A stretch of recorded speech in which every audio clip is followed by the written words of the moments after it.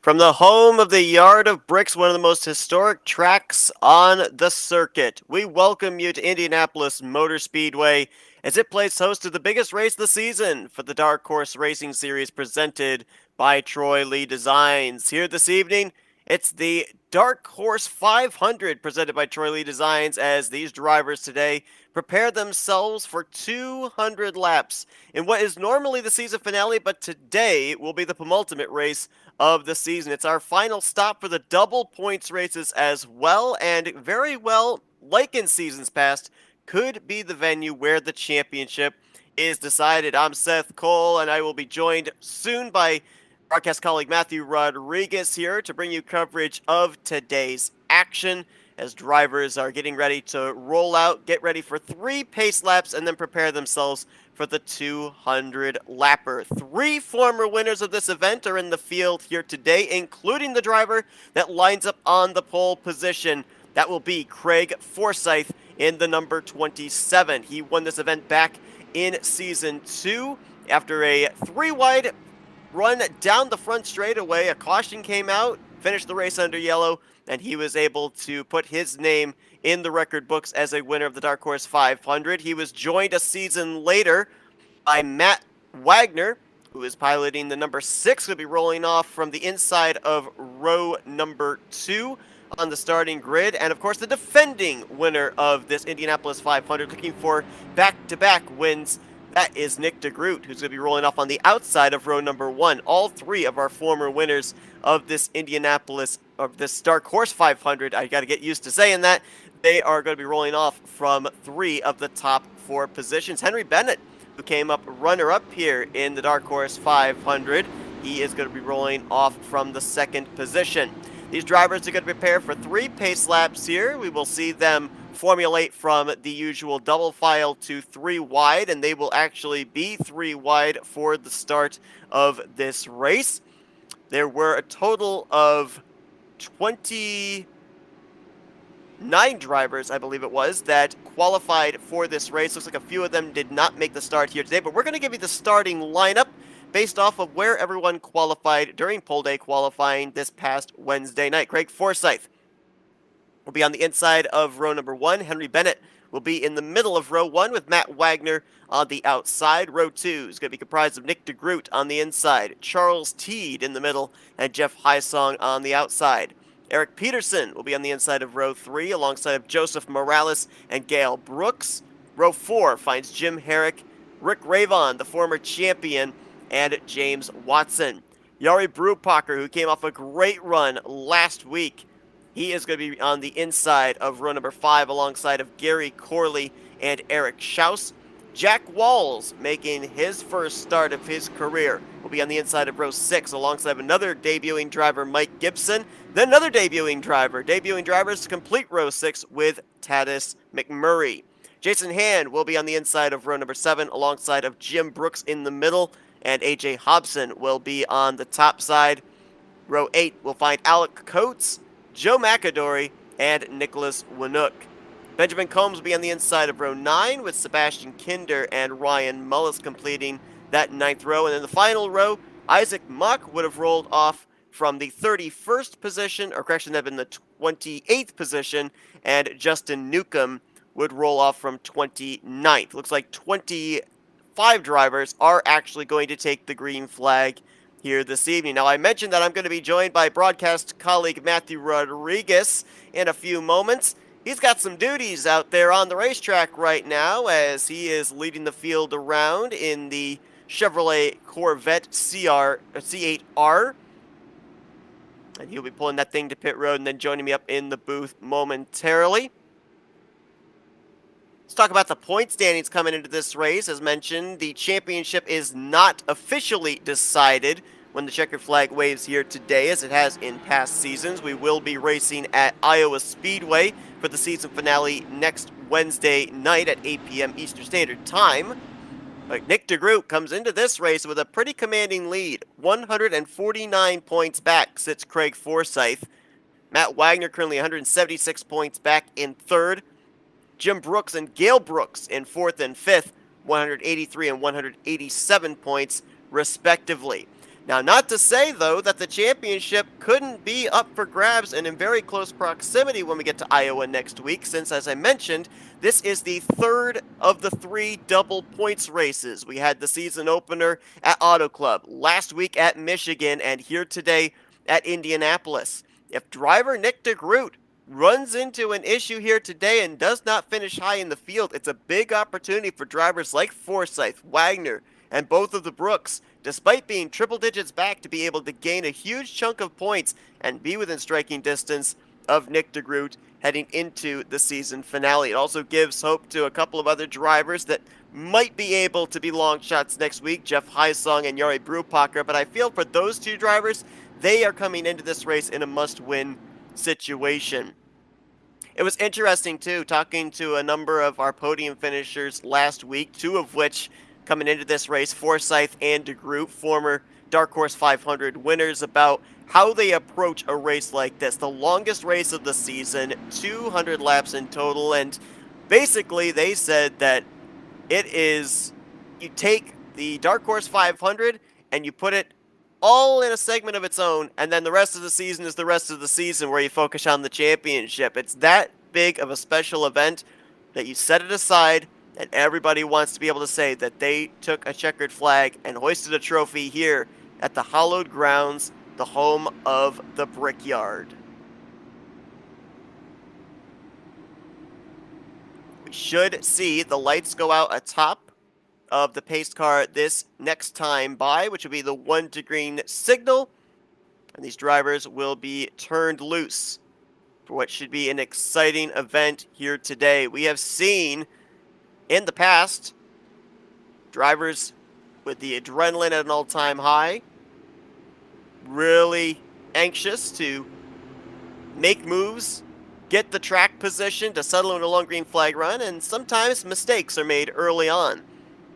Then we end up usually getting into the long green flag runs around the midway point of the race, heading towards the end, but almost invariably, I don't know how it happens, we always seem to have that late race drama. Late race caution comes out, bunches the field back up, and sometimes a driver that spends most of the day running just outside of the top 5 or even outside of the top 10 finds their way up to the front late and is able to snag a last-minute checkered flag. So anybody in the field here today, provided they stay on the lead lap, they certainly have a shot of winning this race if the cautions and the elements of this race fall in their favor.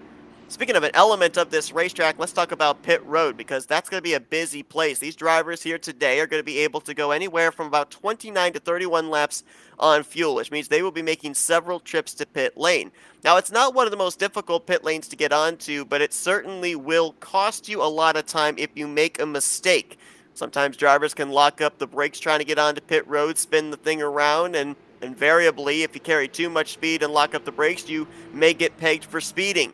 And much like at a super speedway, mere seconds can cost you a lot of time on pit road, resulting onto the racetrack. And so we will have to see if these drivers can, that famous word that we talk about, it seems like week after week, execute on pit road, because it could be a difference maker into whether you're going to win this race today or not. It appears we had a car on pit road. That was, I believe, the 39 of James Watson, who is now returning back to the racetrack. Not certain what the scenario was there, but drivers are not allowed to go down pit lane under these pacing laps. So we'll see what the end result on that was. Also bear in mind that drivers here today will have the utilization of a faster pair should they need it. So if they run into trouble in the early stages, they do have a mulligan to fall back on, which keeps them in the running of today's race. You will notice that Matthew Rodriguez in that Chevy Corvette pace car quite a ways away, now pulling down to the access road. The reason for that being, as soon as that pace car hits pit road and they come off turn 4, race leader, pole sitter Craig Forsyth gets to go whenever he wants to. It is the race leader's prerogative of where the acceleration zone is off of turn number 4. And then everybody else has to follow suit. It's going to be the most congested you'll probably see drivers here today.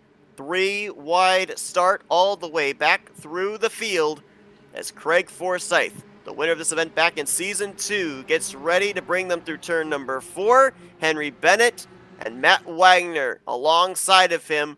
We are waiting on the 27 to choose when exactly the moment will be. He's going to make them wait here as we head down the front straightaway, getting closer to that yard of bricks. Now through the gears goes Craig Forsyth, and the 5th season Dark Horse 500 is underway at Indianapolis.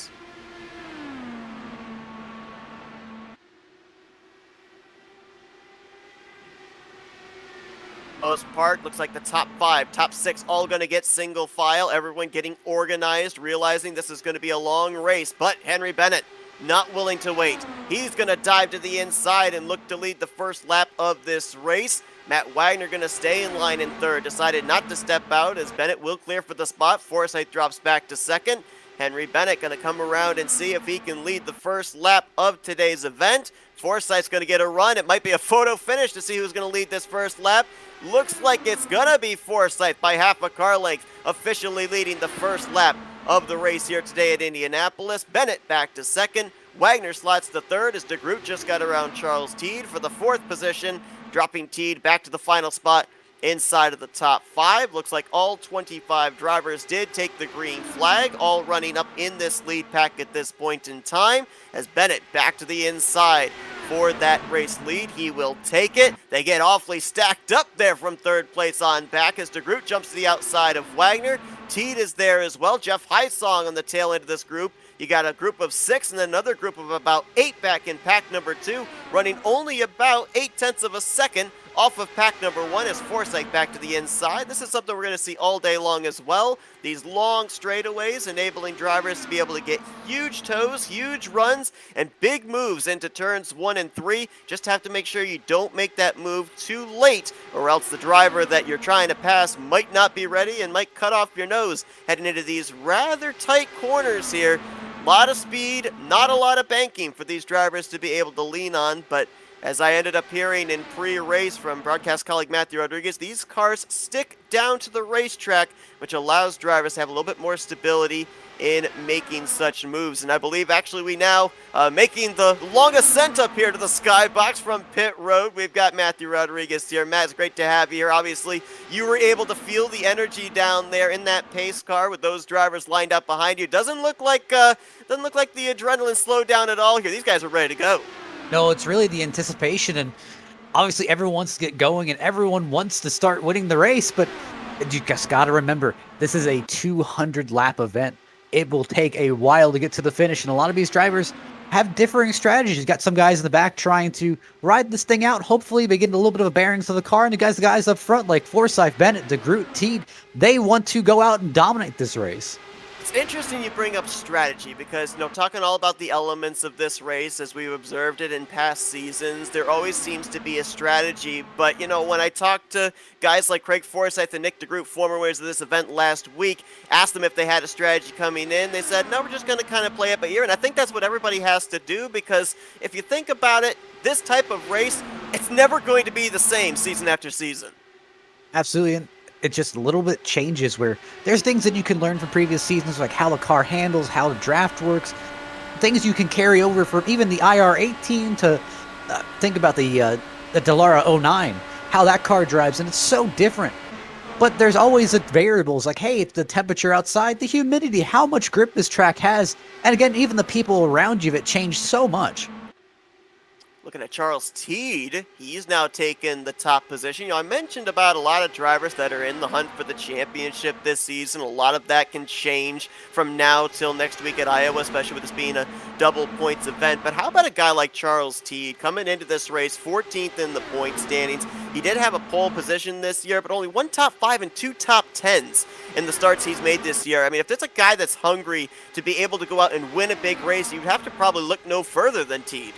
And you got to think, there's a lot of bragging rights to go on with this race where even if you're down the championship, even if you don't really have that great of a shot of rebounding, has been a pretty terrible season, all things considered.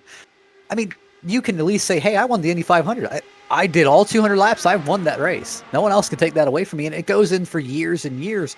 And you got to think there's a special prize on the line where I believe if it's a 0x race winner, they get a custom diecast, I think. And you think about it too, there's only one driver in the field that has won a Dark Horse 500 and a championship. That's Nick DeGroot. If Charles Teed was able to win the Dark Horse 500 here today, he would join Nick DeGroot on that illustrious list. Of course, the inaugural champion back in Season 1. And it looks like I'm very happy to see all the drivers kind of taking it easy. I think they're all really just trying to learn the boundaries at the moment. Some are getting a little bit more racy back in the pack, but you can see that almost everyone in the front, they've all got this strategy. And I think you may have touched about it a little bit, but the pit window for these guys are about 29 to 38 or 31 laps. And if these drivers can average about 31 laps per stop, you have the potential to eliminate an entire stop. Of course, as well, a big thing that you have to do to be able to reach that kind of scenario you're talking about is stay up in the draft, because much like at a super speedway, you're going to use up a lot more fuel if you're running all by air lonesome. If you've got the slipstream of somebody, that's going to help you save a little bit here and there. And here comes a big thing, which is that's much of a team strategy or, hey, a friend strategy, but that always goes to a certain extent where you say, man, I'm willing to help you until we get to this point. And, after that, I don't know if I'm going to be that friendly working with you. I like you, Seth, but if it's 3 laps left, I don't know if I'm going to be working with you the same if I was working with you on lap 5. Riding on board here with Rick Ravon, 8th position. Of course, the... Oh, caution's out. Oh! Eric Schaus! He's flipping! And he is on pit road, fortunately. No other driver is going to get involved as, man, a hard hit for him. Might have hit that pit wall, perhaps. Ooh. And I mentioned this as well. If you run into trouble early, you love the fact that you've got that faster pair to fall back on. Well, 13 laps in, that's what Eric Schaus is going to have to do. Well, it's even a harder hit for Eric Schaus because not only is he going to burn a faster pair, he still has to tow to pit road. Now, you may be saying, hey, he wrecked on pit road, so he shouldn't have to tow that far. Still, that's about 30, 40 seconds of a tow. And that's 30, 40 seconds easily can put you a lap down. And if we don't get that many cautions, that can be extremely hard to claw your way back. Well, definitely a multi-car incident. Not only the car that he made contact with, but there was another car. I'm trying to figure out who that gray machine was. I believe it was the 60 of Joseph Morales. I think you're right, and that's what sent Schaus airborne. I'm not exactly sure if... I don't really know if Eric Schaus thought he had a lane up. I think it was one of those kind of scenarios where Morales came down, Schaus was kind of coming up the side draft a little bit, and unfortunately both met in the middle, and Eric got the worst end of it. You know, it's interesting you were bringing up about some of those drivers towards the back that were racing pretty hard, and, we saw even on occasion, I think they were 3 wide for a brief moment. Schaus was back in that group. Now, why were they racing this hard this early? Was it just testing the waters of what passes they could make, or was it desperation in just trying to take those runs and pick up positions as early on as you could? Well, I mean, this is historically a hard race where if everyone's single file, you really have to work and methodically get your passes and get your car slowly up to the front of the field. Eric did not have that great of a qualifying effort, started 16th, so he had to slowly claw his way back up into the field. Unfortunately, I think he just made an error and tried to get up a little bit too early, and looks like he may have, he's currently... looks like he may go a few laps down. He is currently 2. So I'm not sure if he's going to go one more down, but obviously a tough break. There's still a long race, so he can still claw his way back in there. Yeah, I'll let you follow up on this. It looks like, at least on my telemetry, like he may have already called it an early day, which surprises me, especially since he would have had that mulligan to fall back on. And, we mentioned as well that, usually in this race in the past, we've had some early yellow flags. So even if he had lost a lap, having to wait for that tow to be able to take on that faster pair, more than likely would have gotten a lucky dog to get him back on the lead lap before this race was over. I will admit, the sight of seeing the pit wall suddenly in my vision may have scared me enough where I would have alted F4 out of the session. However, I do see Eric Schaus has connected back. I don't know if he's loaded back into the session, so we're going to have to kind of wait and see on that, but definitely hope he gets a chance to come back out and run a few more laps. So we ran about 12 laps under green flag conditions there. Well, actually, no, correction. It would have been, 9 laps if we count in also the pace laps there at the initial start. Everybody came to pit road with the exception of Jari Prupacker, and everybody came down and took on tires. So what does that say to you? Are these drivers feeling that with the slick conditions out there, that grip is at an optimal high, that you definitely need to come down and get that extra set of Firestones? Or is this drivers basically just saying, all right, you know what? I don't want to test and see what it feels like on slicker tires. I want the stability. See, I find that in direct opposition to what I was hearing earlier, where on a one whole fuel cycle run, they were only getting about 96% of rare. So we still had really great tire wear. They could actually double, maybe triple stint these tires. I think right now it's just, hey, we have the opportunity. Everyone's going to come in. Might as well just go throw a set of new tires on it and kind of open up our options for later.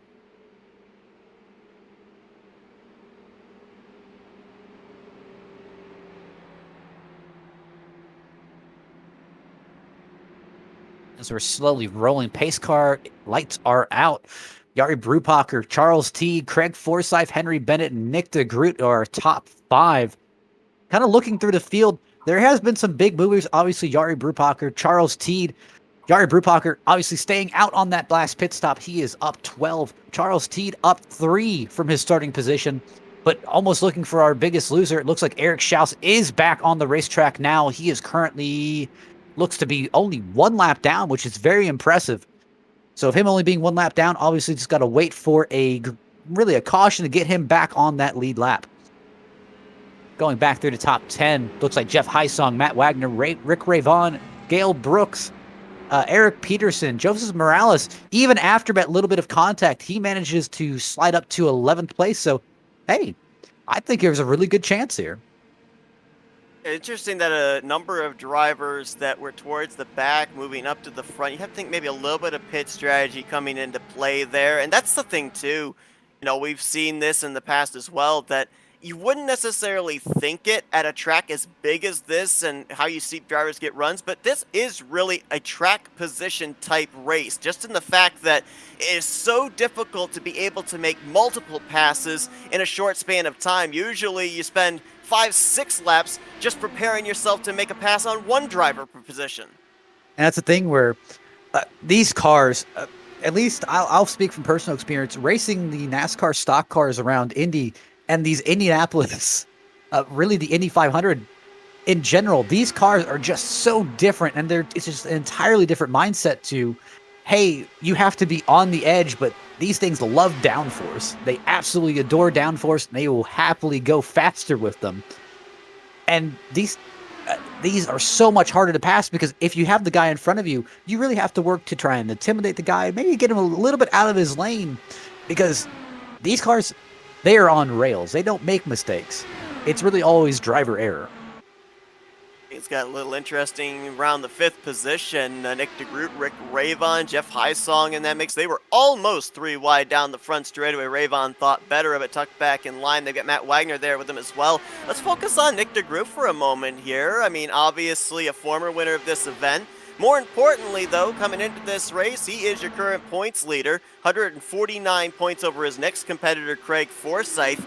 It's kind of a balancing act today here for Nick DeGroot. He's said it. Any race he's in, he wants to go out there and he wants to win. But it's a double points race as well. Last thing he wants to do is run into trouble not once but twice, use up the faster pair, finish way back in the field, and then find himself in a scenario where he has to defend the championship next week. If anything, I almost wonder if he would be willing to, finish in a 2nd or 3rd position, secure himself the championship here today, even if he had a shot of winning this race. Honestly, Seth, I'll go back to something that was said a few weeks ago in a different league, where almost it seems like instead of trying to change your strategy for a race, that's typically when people start getting in trouble, trying to do something different, trying to do something a little bit outside of our normal comfort zone of, hey, I need to go points racing. I don't normally go points racing. Let me try to save.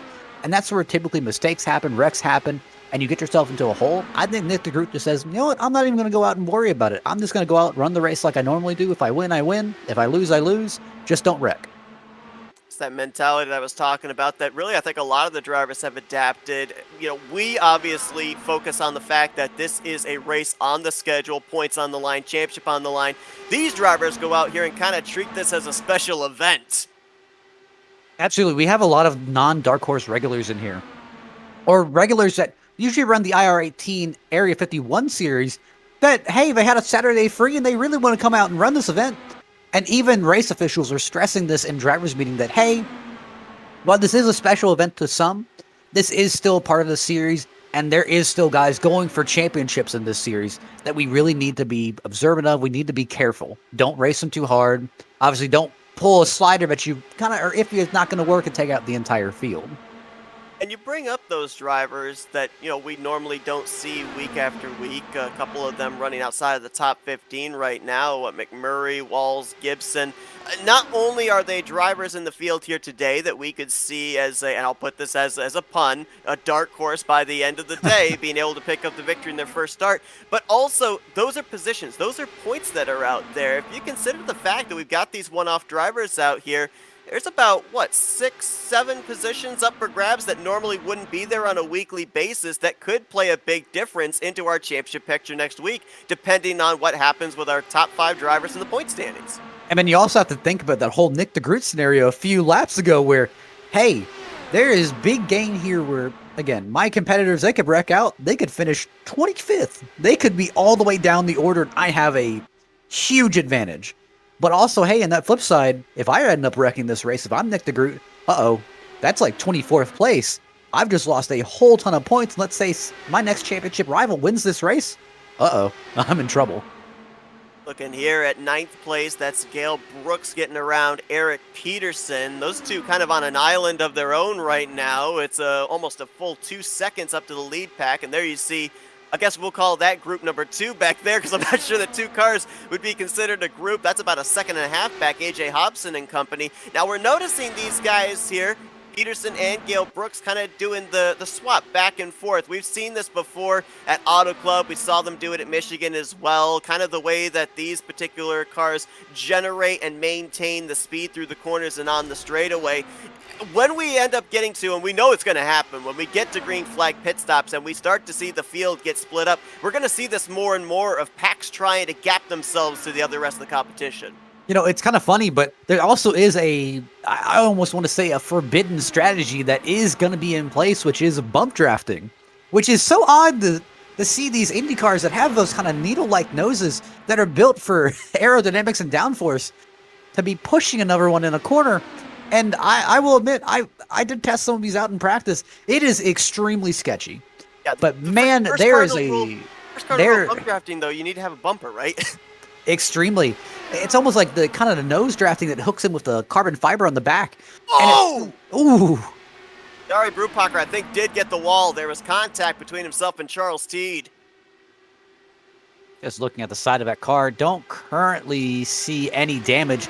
Might have just scraped. Oh, actually, no, I'm looking at the right side pod. There's a little bit of damage on the right side. Looks like it's pushing that little bit of aero. Definitely going to hurt him a little bit, but I think he can hold out until there's a caution or green flag pit stops. You talked about it at the top of the program before we came on the air, just the speed that these drivers are carrying, especially into the corner. We see them entering into turn 1 at about 235. Obviously, these are open wheel suspensions, so even the slightest contact, I would assume, up into that outside wall is going to be detrimental to that car and its handling for the remainder of the run. Absolutely. But going back to that previous point, there are some drivers who will attempt bump drafting later in this race. Some said, hey, since it's a special event to me, I'm going to try bump drafting at the earliest possibility. It is extremely sketchy. The cars feel extremely unstable. But these cars get about a 5, 10, 15 mile an hour boost out of that.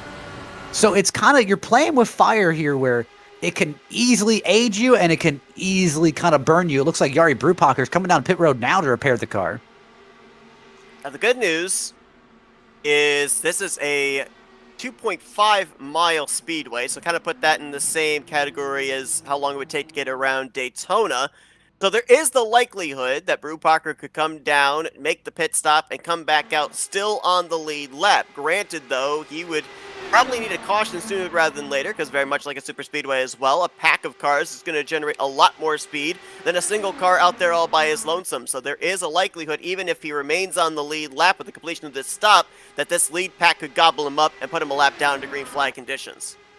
And easily, that kind of puts a little bit of an unfortunate thorn in Eric Schauss's side, where he is now not only, or he is potentially now not the only lap down car. which makes it harder for him to get his lap back and slowly claw his way back up. He is on the lead lap at this point in time, but he did also take on the fast spread. There you see him just on the left side of the screen, about maybe a third of the straightaway ahead of new race leader Nick DeGroot. Saw him get around Charles Teed a couple of laps ago. Now Rick Ravon has moved up into that second position.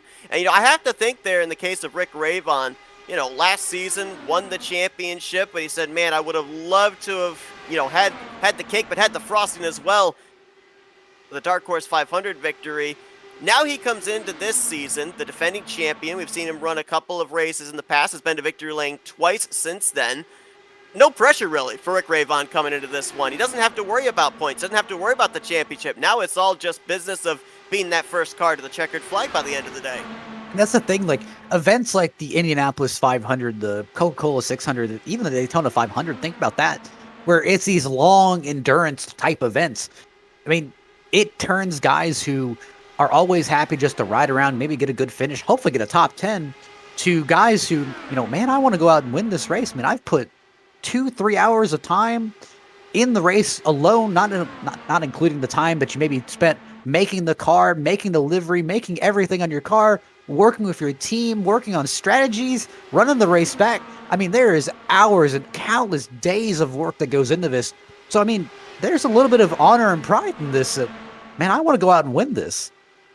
Absolutely is. Now you see Jari Brupaker about to get reeled in by the trio of Ravon, Groot, and Forsyth. There you see him snaking down the front straightaway, trying to not only get the draft of the car in front of them, but cut the draft of the car behind them. Ravon's going to swing around. Brupaker, who pushes up off of turn one.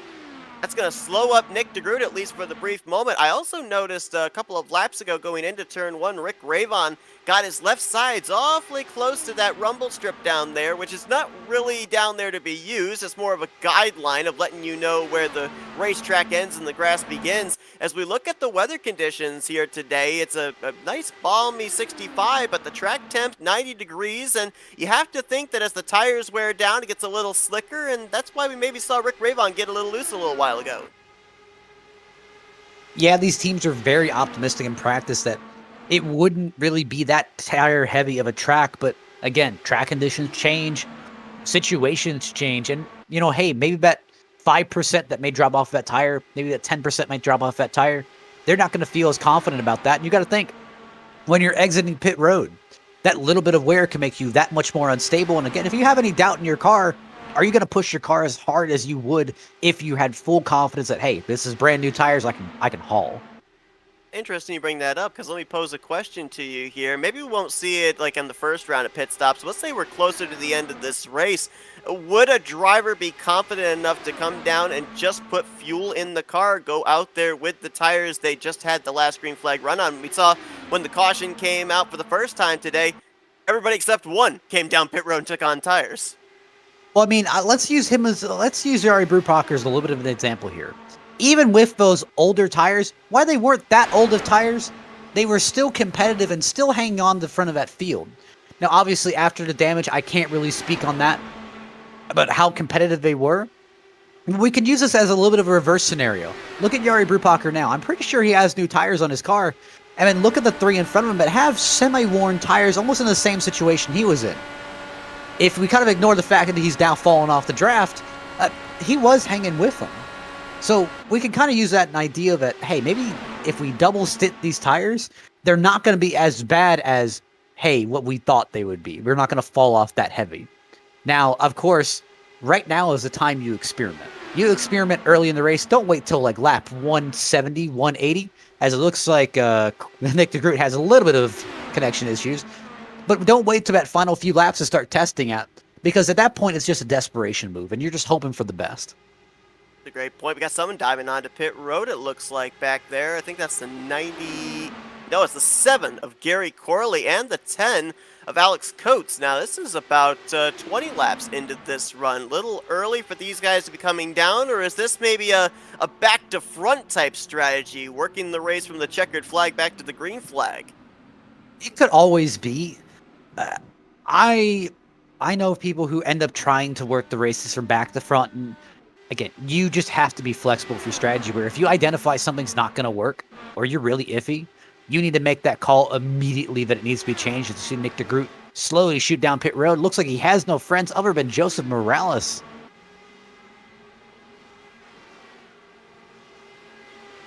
And yep, that's going to be the only two this lap that are going to come down pit road. So DeGroot, this is going to be detrimental to him in the regard that there's no guarantee that he's going to, when everything cycles around, be with the group of drivers he was with prior to his pit stop.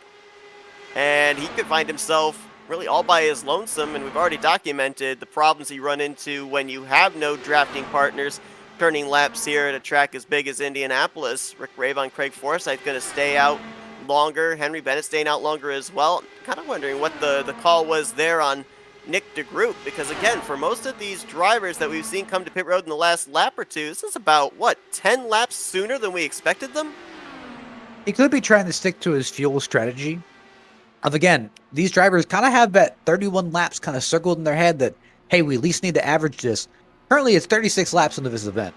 And you kind of have that idea of, hey, if we keep this cycle up and we keep this fuel mileage up, we can keep trying to stay on strategy, everything else. But I will admit, it's a little bit of an odd strategy to try and undercut this early in the race. We've had a total of about 9 drivers that have come to pit lane here. Oh, we got a car in the wall! That was, I believe, Jari Brupacher again in the 49. He went down and tagged the inside wall in the front straightaway. No, it was not him. Joseph Morales is out of fuel. That's why Jari Brupacher had to swerve so suddenly to avoid him. We're talking about Morales coming down pit lane on the same lap as Nick DeGroot. I'm not certain how that car wouldn't have taken on any fuel. Our telemetry says that he did complete the pit stop, so he's on the back straightaway right now. There's no way I don't think that car is going to be able to coast back around, currently under 60 miles per hour. We may end up seeing a full course yellow here. Currently, it sounds like he has no engine power. I'm wondering if he maybe potentially cut the ignition and he just lost the ignition, or again, it could be, like you said, out of fuel, but it is an oddly long pit stop to not take fuel. Got another car coming down pit road for a second time. Mike Gibson in the 5. He was on pit road about 2 laps ago and now back down pit lane again. Maybe a potential pit road speedy penalty for him, making his first start of the season one of those one-off drivers. Believe it or not, he's out of fuel. That's 2 fueling issues in the last 2 laps. Quite the mystery there, quite the conundrum, because both of them, according to what I saw, said that they made a full-length pit stop. So, yeah, very weird. That is something you got to kind of keep an eye on, where I wonder if those guys were only expecting or set up for another yellow flag, but even then, I don't know why you wouldn't take fuel. That is weird. It's going to put Mike Gibson 2 laps down. Joseph Morales still on pit lane. He just got put a 4th lap down. And if you're Eric Schaus, we talked about the issues he had earlier, the wild ride off of turn 4. He was, at that time, the only car 1 lap down. Now there's 5 other drivers that are also 1 lap down, and Schaus is not in the free pass position as things run right now. Jari Brupacher is in 18th place. So if we were to get a caution, Schaus would not be in the free pass spot. That's why I tell you, this is a tough race. And it's really a race where, hey, if things are going bad, it usually continues getting worse. And it just piles on. So it's kind of one of these scenarios that he needs to kind of hang tough, hope for some cautions, hope for some luck to kind of fall his way. Like Morales is returning back to the racetrack now. He will be at least 4, maybe 5 laps down as we watch this battle here. Things getting wadded up from 5th place on back. That's where Matt Wagner, Gale Brooks, Charles Teed are in the vicinity. AJ Hobson's right there as well. Eric Peterson's in this mix. So, you know, if we're looking at a group of drivers kind of trying to one-up each other, heading towards this completion of green flag pit stops, this might be the group to look at. Racing unusually hard for 5th place, but again, Indy 500. Got to take everything you can get. Ravon, Craig Forsyth keep going back and forth. There's just so many similarities from Dark Horse 500 to Dark Horse 500 season after season. This is something that we see all the time as well. Driver running in first, gets passed by the driver running second on the back straightaway. Then next time by, it's the do-si-do. Another driver goes to the front. Then it's the same thing on the next straightaway. And it's interesting when you talk to drivers after the race, you ask them, what was that all about? Were you sizing up the competition? And it's just, no, just out there having some fun. I mean, you got to do, I will admit, with it being such a long race, you have to keep yourself mentally aware and really entertained. Well, you'll notice yourself doing weird things just to have fun, just to laugh.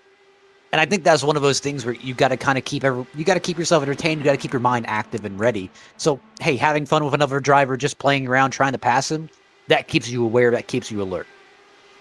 Saw that bright yellow 89 there on the bottom of your screen. There he is on the left side of the screen, Nick DeGroot. Right now on the tail end of the lead lap. He has picked up another car to draft with, but he's only running maybe about 8, 9 car lengths ahead of the top two, who would love nothing more than to put him a lap down. Now, granted, DeGroot's already made a pit stop. These two still have to head onto pit lane, but that would be some track position those two would gain on Nick DeGroot before they make that pit stop, and really could translate to having Nick DeGroot quite a ways back from the race lead. After everything cycles, is Eric Peterson, 36, going to come down pit road this time. It sounds like Rick Ray Vaughan is also going to follow down pit road this time. Same with the 63. Justin Newcomb was on pit lane this time. Ryan Mullis just hit pit lane also. This is around that fuel window we were talking about. These drivers here about to come around and complete their 30th lap, the race leaders, as Ravon dives it on to pit lane, and we'll probably see a number of others of our top 10 coming down this lap also. You got to think the wheels are turning on the strategy end, where everyone's just trying to run through their head. How am I going to run this race and try to blitz everyone maybe on fuel strategy, maybe not taking tires, so on and so forth?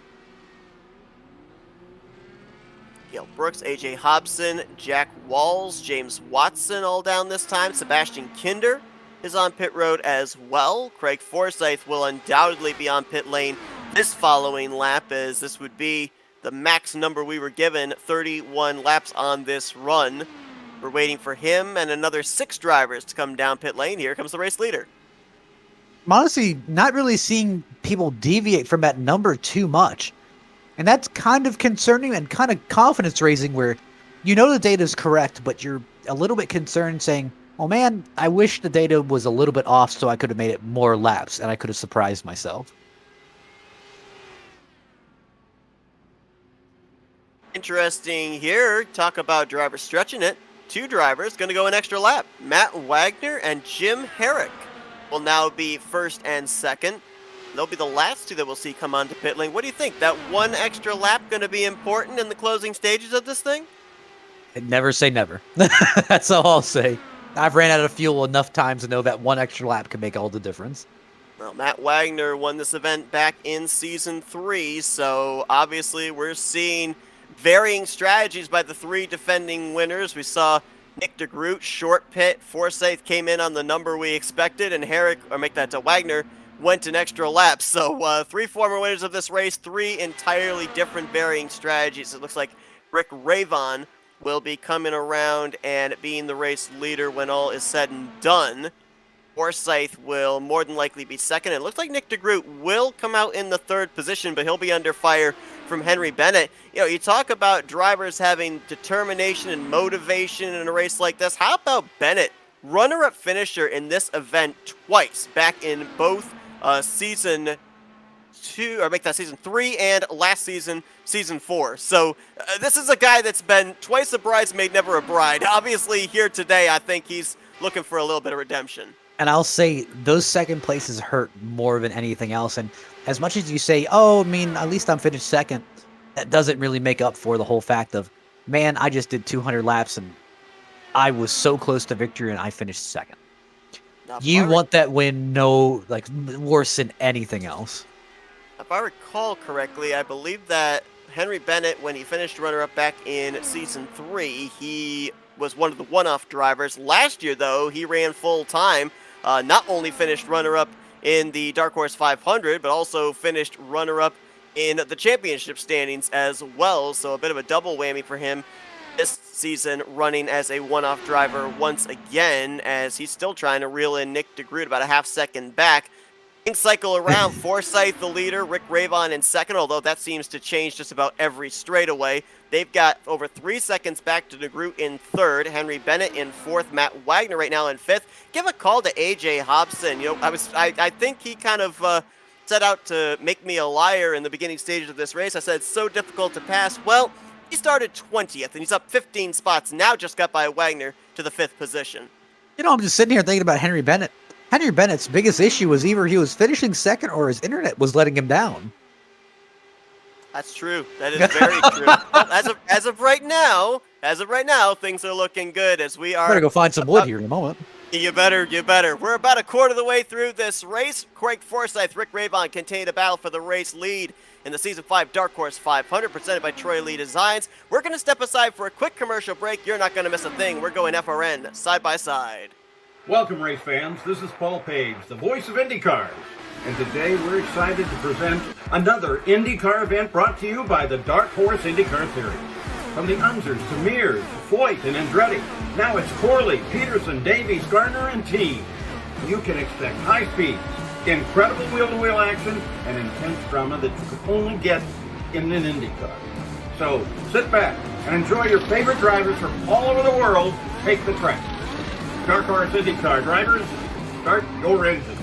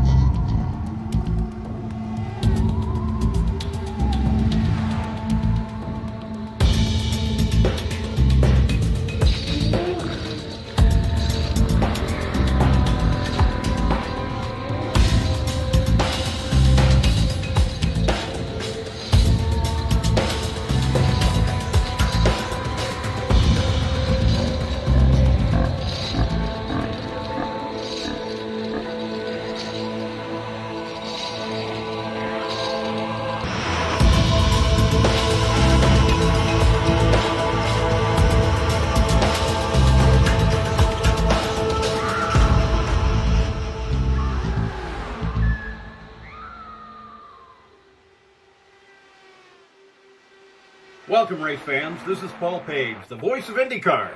And today we're excited to present another IndyCar event brought to you by the Dark Horse IndyCar Series. From the Unzers to Mears, Foyt, and Andretti, now it's Corley, Peterson, Davies, Gardner, and team. You can expect high speeds, incredible wheel-to-wheel action, and intense drama that you could only get in an IndyCar. So sit back and enjoy your favorite drivers from all over the world take the track. Dark Horse IndyCar drivers, start your engine.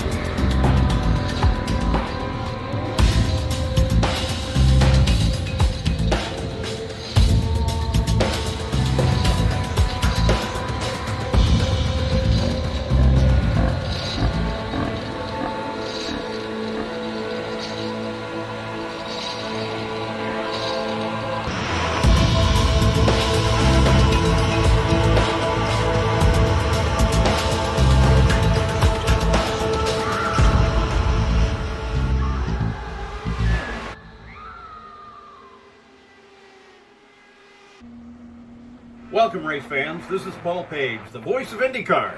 And today we're excited to present another IndyCar event brought to you by the Dark Horse IndyCar Series. From the Unzers to Mears, Foyt, and Andretti, now it's Corley, Peterson, Davies, Gardner, and team. You can expect high speeds, incredible wheel-to-wheel action, and intense drama that you could only get in an IndyCar. So sit back and enjoy your favorite drivers from all over the world take the track. Dark Horse IndyCar drivers, start your engine.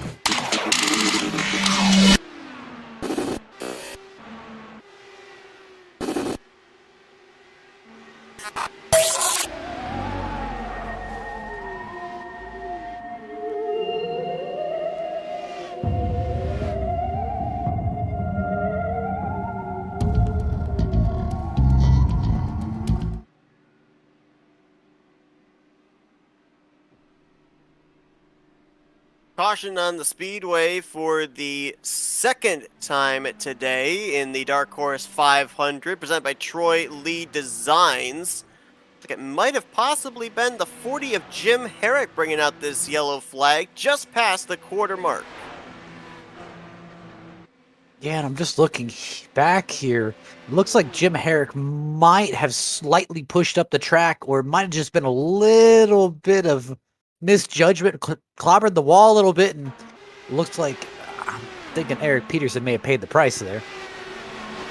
To look at it is, oh yeah, Herrick brushing the wall. Well, they both kind of brushed the wall together. I don't know if that was a case of maybe Peterson just following the same line that Herrick was running, and both of them bounced off, screwed up off speed, and as Herrick was trying to gather it up, to your point, wrong place, wrong time for the 36 of Eric Peterson. So yellow flag going to fly. Big break for a bunch of drivers that are going to be able to bunch back up here with the leaders, and also going to help, I believe that is going to put Jari Brupacher back on the lead lap, if I'm not mistaken. We saw in that side-by-side him come to pit road for what was a scheduled stop off sequence with everybody else, and he gets the free pass. And you got to think, that's just a game changer, kind of helps you get back in the race.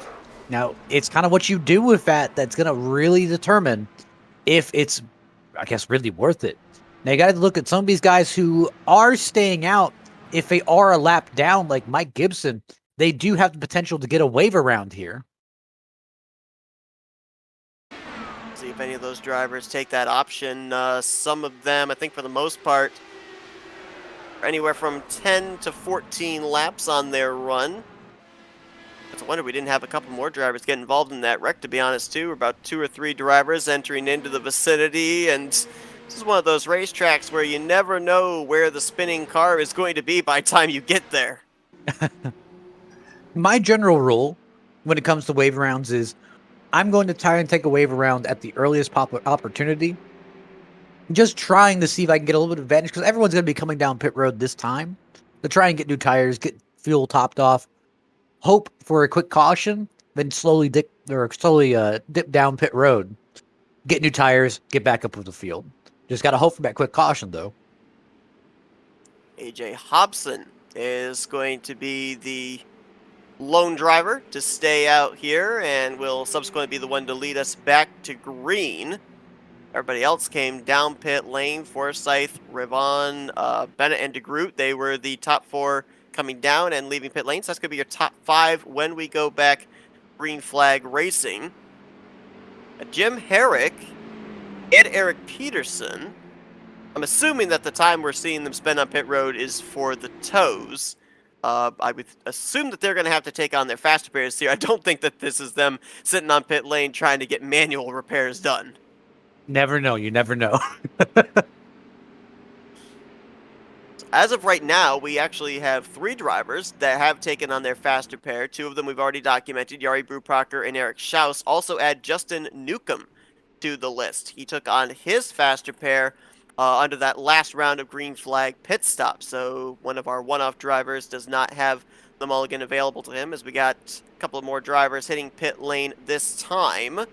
It's like only one driver is going to be taking the wave around here, and that is going to be, I believe that is, try to make out which driver that was. That was, I believe it was Mike Gibson. Yes, you are correct. I have trouble with these DW12s. I can only tell them by the livery. I can't make out those numbers. I have to squint. See, that reminds me of the time we made Charles Teed's car pink. It was so visible on track. It was so easy to pick him out in the field. Yeah. I can always tell Eric Schaus because it's the bright green car with the bright pink rims. I mean, make Well, you something don't know that about simple. that now because Charles Teed is green and white. Oh man. Well, you just threw a monkey wrench into the works. Appreciate it. Lights are out atop the pace car. We're going to get ready to go back green flag racing here. It will be on lap 60 of 203. Obviously, as we mentioned, that the 203 is the 3 pace laps we had at the beginning. The full 200 laps being run here today. Hobson, Forsyth, Rayvon, Bennett, and DeGroot going to be the top 5. Charles Teed lines up 6th. Matt Wagner 7th. Jeff Heisong, Gail Brooks, and Alex Coates going to complete the top 10. What do you think about this caution for Nick DeGroot? Because we saw him off strategy with everybody else. Now with this yellow flag coming down, he comes down pit road with everybody. They're all back on the same pit sequence. Almost like a reset button. It is. Where if you weren't that confident about your strategy before, or you kind of got off sequence because you decided to stay out on that last caution, it really kind of lets you get back on your same strategy, really reset, and then say, okay, we're all on a level playing field again. Let's try to do this. AJ hops in the control car after the pace car hit pit lane. Back up through the gear he goes, and he will lead us back to green. Now, Eric Schaus, you see, is lined up the second car in line, but he is a lap down in the 21st position. We were told in driver's meeting that the lap down cars, they integrate with the lead lap cars in single file formation. So Schaus, with the good track position here, going to try and get his lap back the hard way.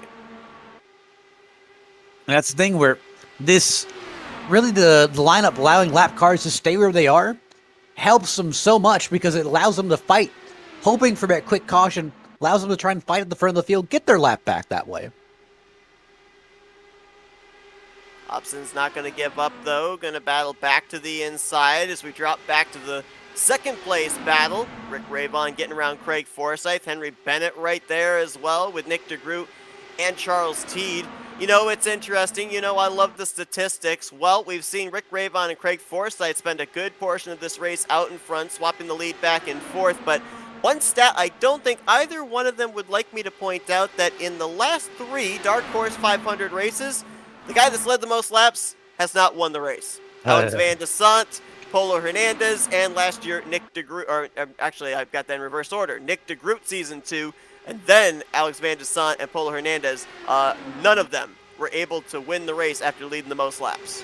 Now, Seth, let me ask you this, because we're both racers at heart, and I just want to know your opinion on this. But having you being the leader, which I know it's a hard thing to imagine, but you being the leader of a race and having to deal with a lap car fighting you constantly, and it's not even for position, trying to get that lap back. I mean, what kind of mindset does that put you in? I mean, how do you respond to it?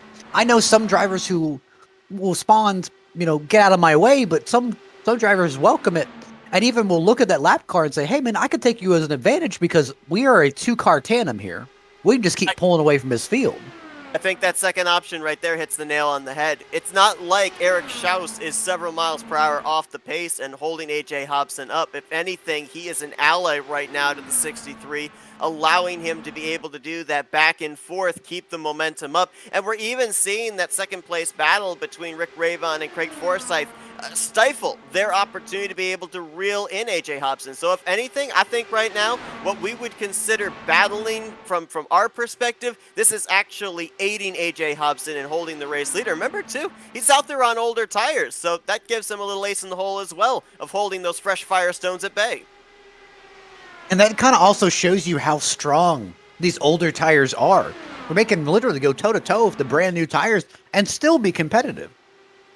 I know it's stock cars versus open wheel cars, but we've made a lot of parallels here today to super speedway racing. And another way that it could be likened to super speedway racing is if you've got a lap machine that's up to speed, they could be what we call the proverbial X factor, be that one thing that could help you have the advantage and maybe eventually go on to win the race.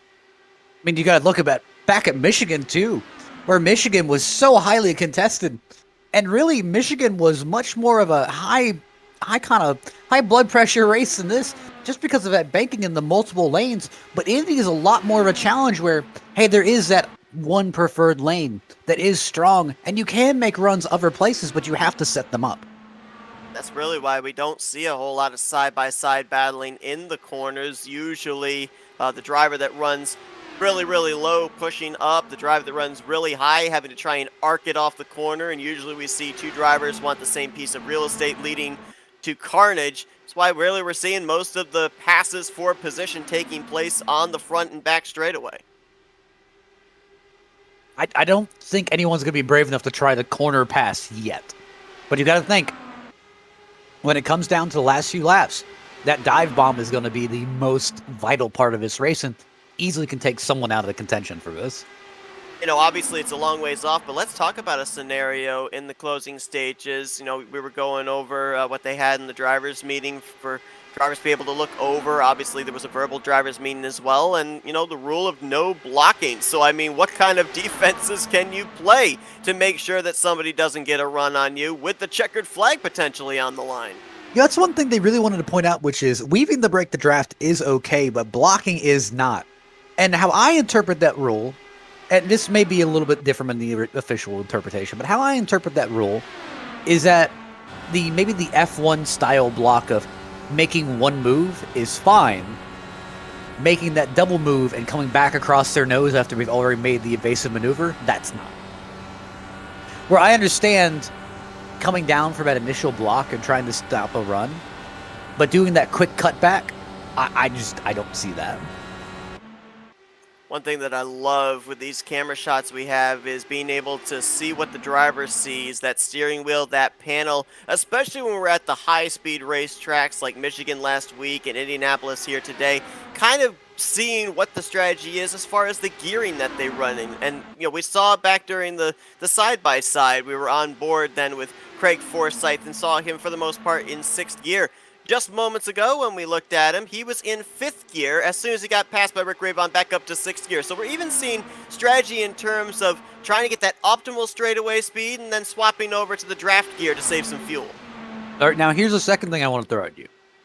Right now, I'm looking at the gap between Ravon and Hobson, and I'm seeing that gap start to slowly close. Now, is this the point where you start getting frustrated about lap car? Or do you say, okay, this is fine, it's bound to happen anyway?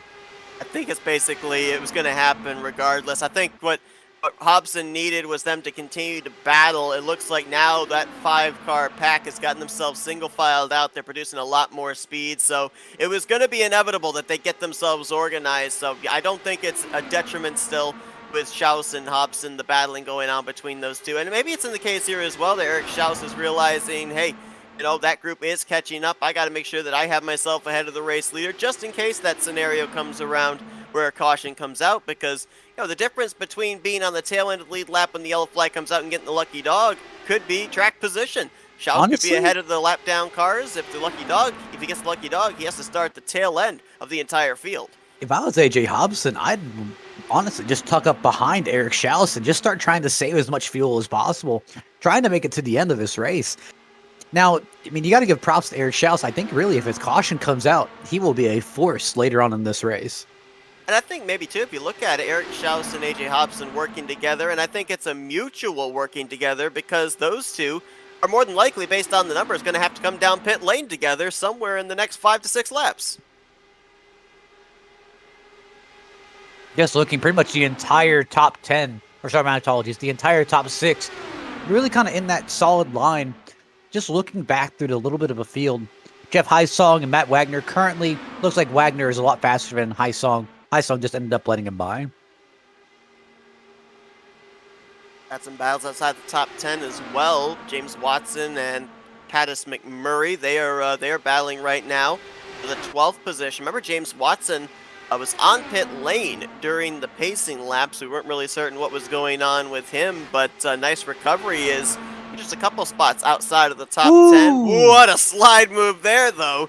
That was close. Ravon is really pushing his luck here on the top 4. He is just trying to get up there.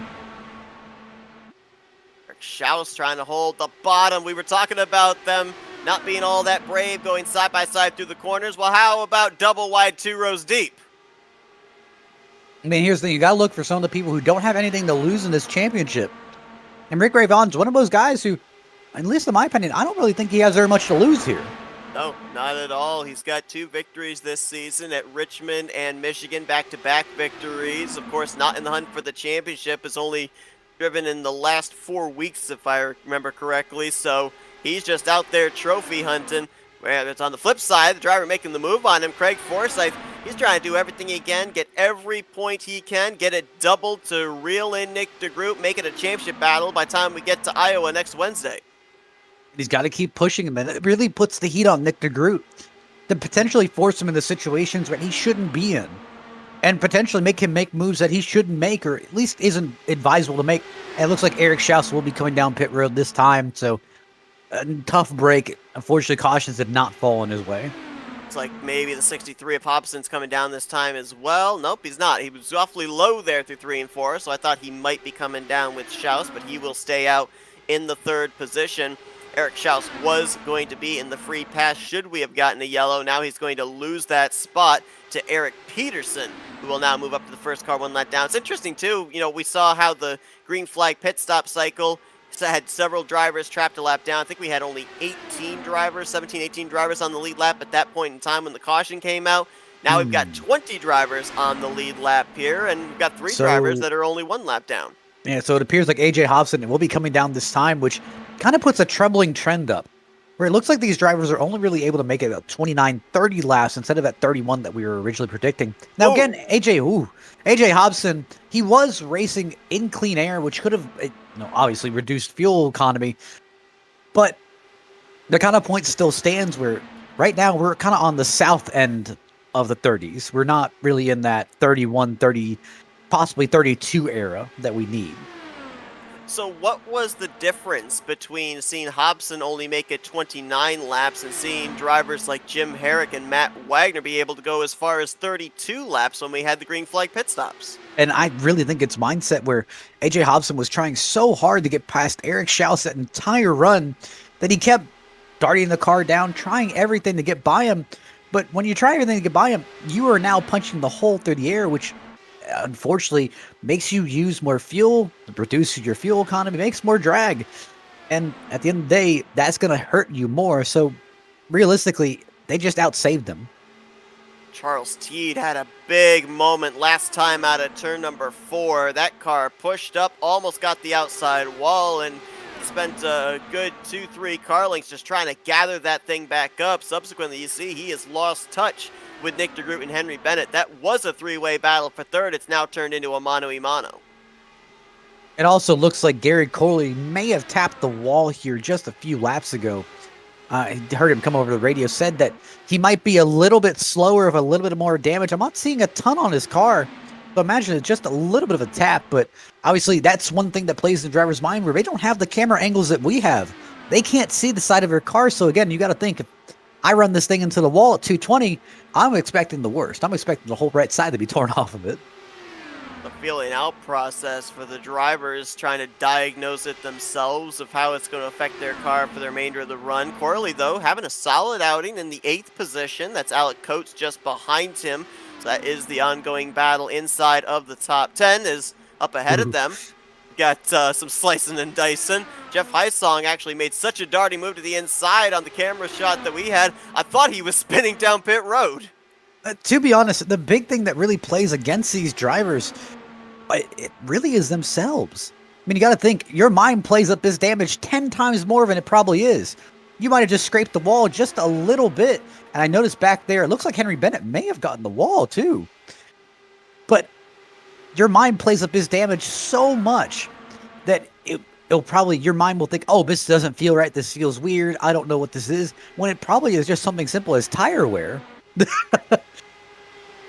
It is going to make the pass, though, on Nick DeGroot. And with those two battling, that has brought Charles Teed back into the mix. It's interesting, too, when you notice these drivers doing the swapping of positions. They'll tell you that that's how, in these DW12 cars, that's how they generate the speed to try and gap themselves to the rest of the competition. One would normally think, well, why don't they all just run nose to tail? Wouldn't that keep the speed going and keep the draft going better? Well, no, they really can't do that with these cars. They get such a run that if you get up that fast to somebody's back bumper, I know you've brought up the possibility of bump drafting, but considering the fact that there's about 5 miles per hour difference speed between the car that would push and the car that would be pushed, that's not really advised.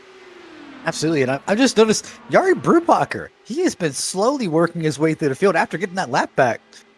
Right now, he is riding around 11th. He is currently trying to chase down the rest of the field, but right now I think he's hoping for a caution, maybe re-rack him, get him all reset back so he can start working through him again. Yari Brubacher has been really good at the speedways this season. Last week, coming off his second best finish of the season, and that was, of course, at Michigan, finishing in the 3rd position. He had a runner-up finish earlier on this year as well, and to your point, he could be, at least right now, maybe one of the top 5 fastest cars in the field with just how quickly he's working his way up towards the top 10. You're just looking back here. Obviously, right now, we're kind of splitting the 2 little packs up front. Craig Forsyth, Rick Ray Vaughn, and Nick DeGroot, Henry Bennett, and Charles Teed. Teed, right now, I'm not sure how confident Teed is in his car because he doesn't seem as quick. He doesn't seem as sharp as he did in the first part of this race. Talking about Charles Teed and the struggles he's had this season, he has had only 2 finishes inside the top 10. His best finish wasn't even on the podium. It was a 4th place at Kentucky. So certainly looking to at least end out the season on a high note. And what better way to do it than in one of the biggest races of the season. Oh, we got a car spinning off of turn number 2 and hard to the inside wall. That's Justin Newcomb. No caution, as that was, I guess, deemed off the racing surface. The car had not fully spun until it was below the white line, so no yellow flag. We stay green, but we're certainly going to go back and look at a replay. And it looks like he was fighting it so hard. This kind of goes back to one of those differences between the IndyCar and the NASCAR stock cars. Where NASCAR stock cars, they try to get as close to that grass as possible, dipping their tires below that white line. But the Indy cars are so much more different, where they don't like having their tires underneath that yellow line. Looks like he just got a little bit of that drainage ditch, or a little bit of the grass, and just fought to recover it. And by the time it looks like he got a little bit of a handle on it, it was way too late and slammed right into the inside wall. How fortunate was it that he didn't overcorrect that thing back up the track, because that was the race leaders coming into the vicinity. And that's what we call a wrench being thrown into the race. Oh, gracious. No kidding. Battle for 3rd continues on. Bennett and DeGroot continue to swap back and forth. Charles Teed, I think that he could get up here to these drivers and make it a 3-way fight for the 3rd position. But in all honesty, I think he's just comfortable riding right now. That's the thing where I really think this is kind of that lull period in the race where you need to effectively ride through this race, log some laps, just get some strategy, just make sure you're still in the fight, log some laps, get to the end of the race, and then we can really start showing what we have. We've mentioned that there are full-timers this season, obviously, in the field. Some drivers that we have seen in the past running either full-time or in one-offs like this event. We've also got drivers that are making their first overall debut. How about a guy like Jack Walls back here in the 10th position, trying to hold off Yari Brubacher and company for that final spot inside of the top 10. Been a very quiet day, and a lot of times that's not a bad thing when you consider a long race like this. That's the thing where typically the Indy 500 brings a lot of different people. And what I mean by a lot of different people, we bring a lot of different people from various disciplines who have heard about the Indy 500, maybe want to try it, whether it be in the official iRacing 5 or Indy 500, or something as simple as, hey, I just want to try this for myself. I think it'll be fun. And it'll bring guys saying, hey, I have no experience in this IndyCar. I want to learn. I think it'll be a fun event. And they'll use this event to slowly learn, oh, so this is how the IndyCar drives on an oval. This is how it feels. This is so much different from what I'm used to. To road guys who may have never even touched oval saying, man, I want to go race this. To, hey, they're the Indy ringers, and they come in saying, man, I love this car. This is all I do here. When we had that first round of green flag pit stops, mentioned that Justin Newcomb had taken his faster pair on at that point in time. With the heavy impact, we saw him take the inside wall off of turn 2. Looks like Newcomb may be the first retiree of today's event. He'll finish in the 25th position. Eric Peterson down pit road in the 36. We showed you Ryan Mullis a couple of laps ago coming down pit road also. So we're getting into that vicinity where pit road's getting ready to play its part once more.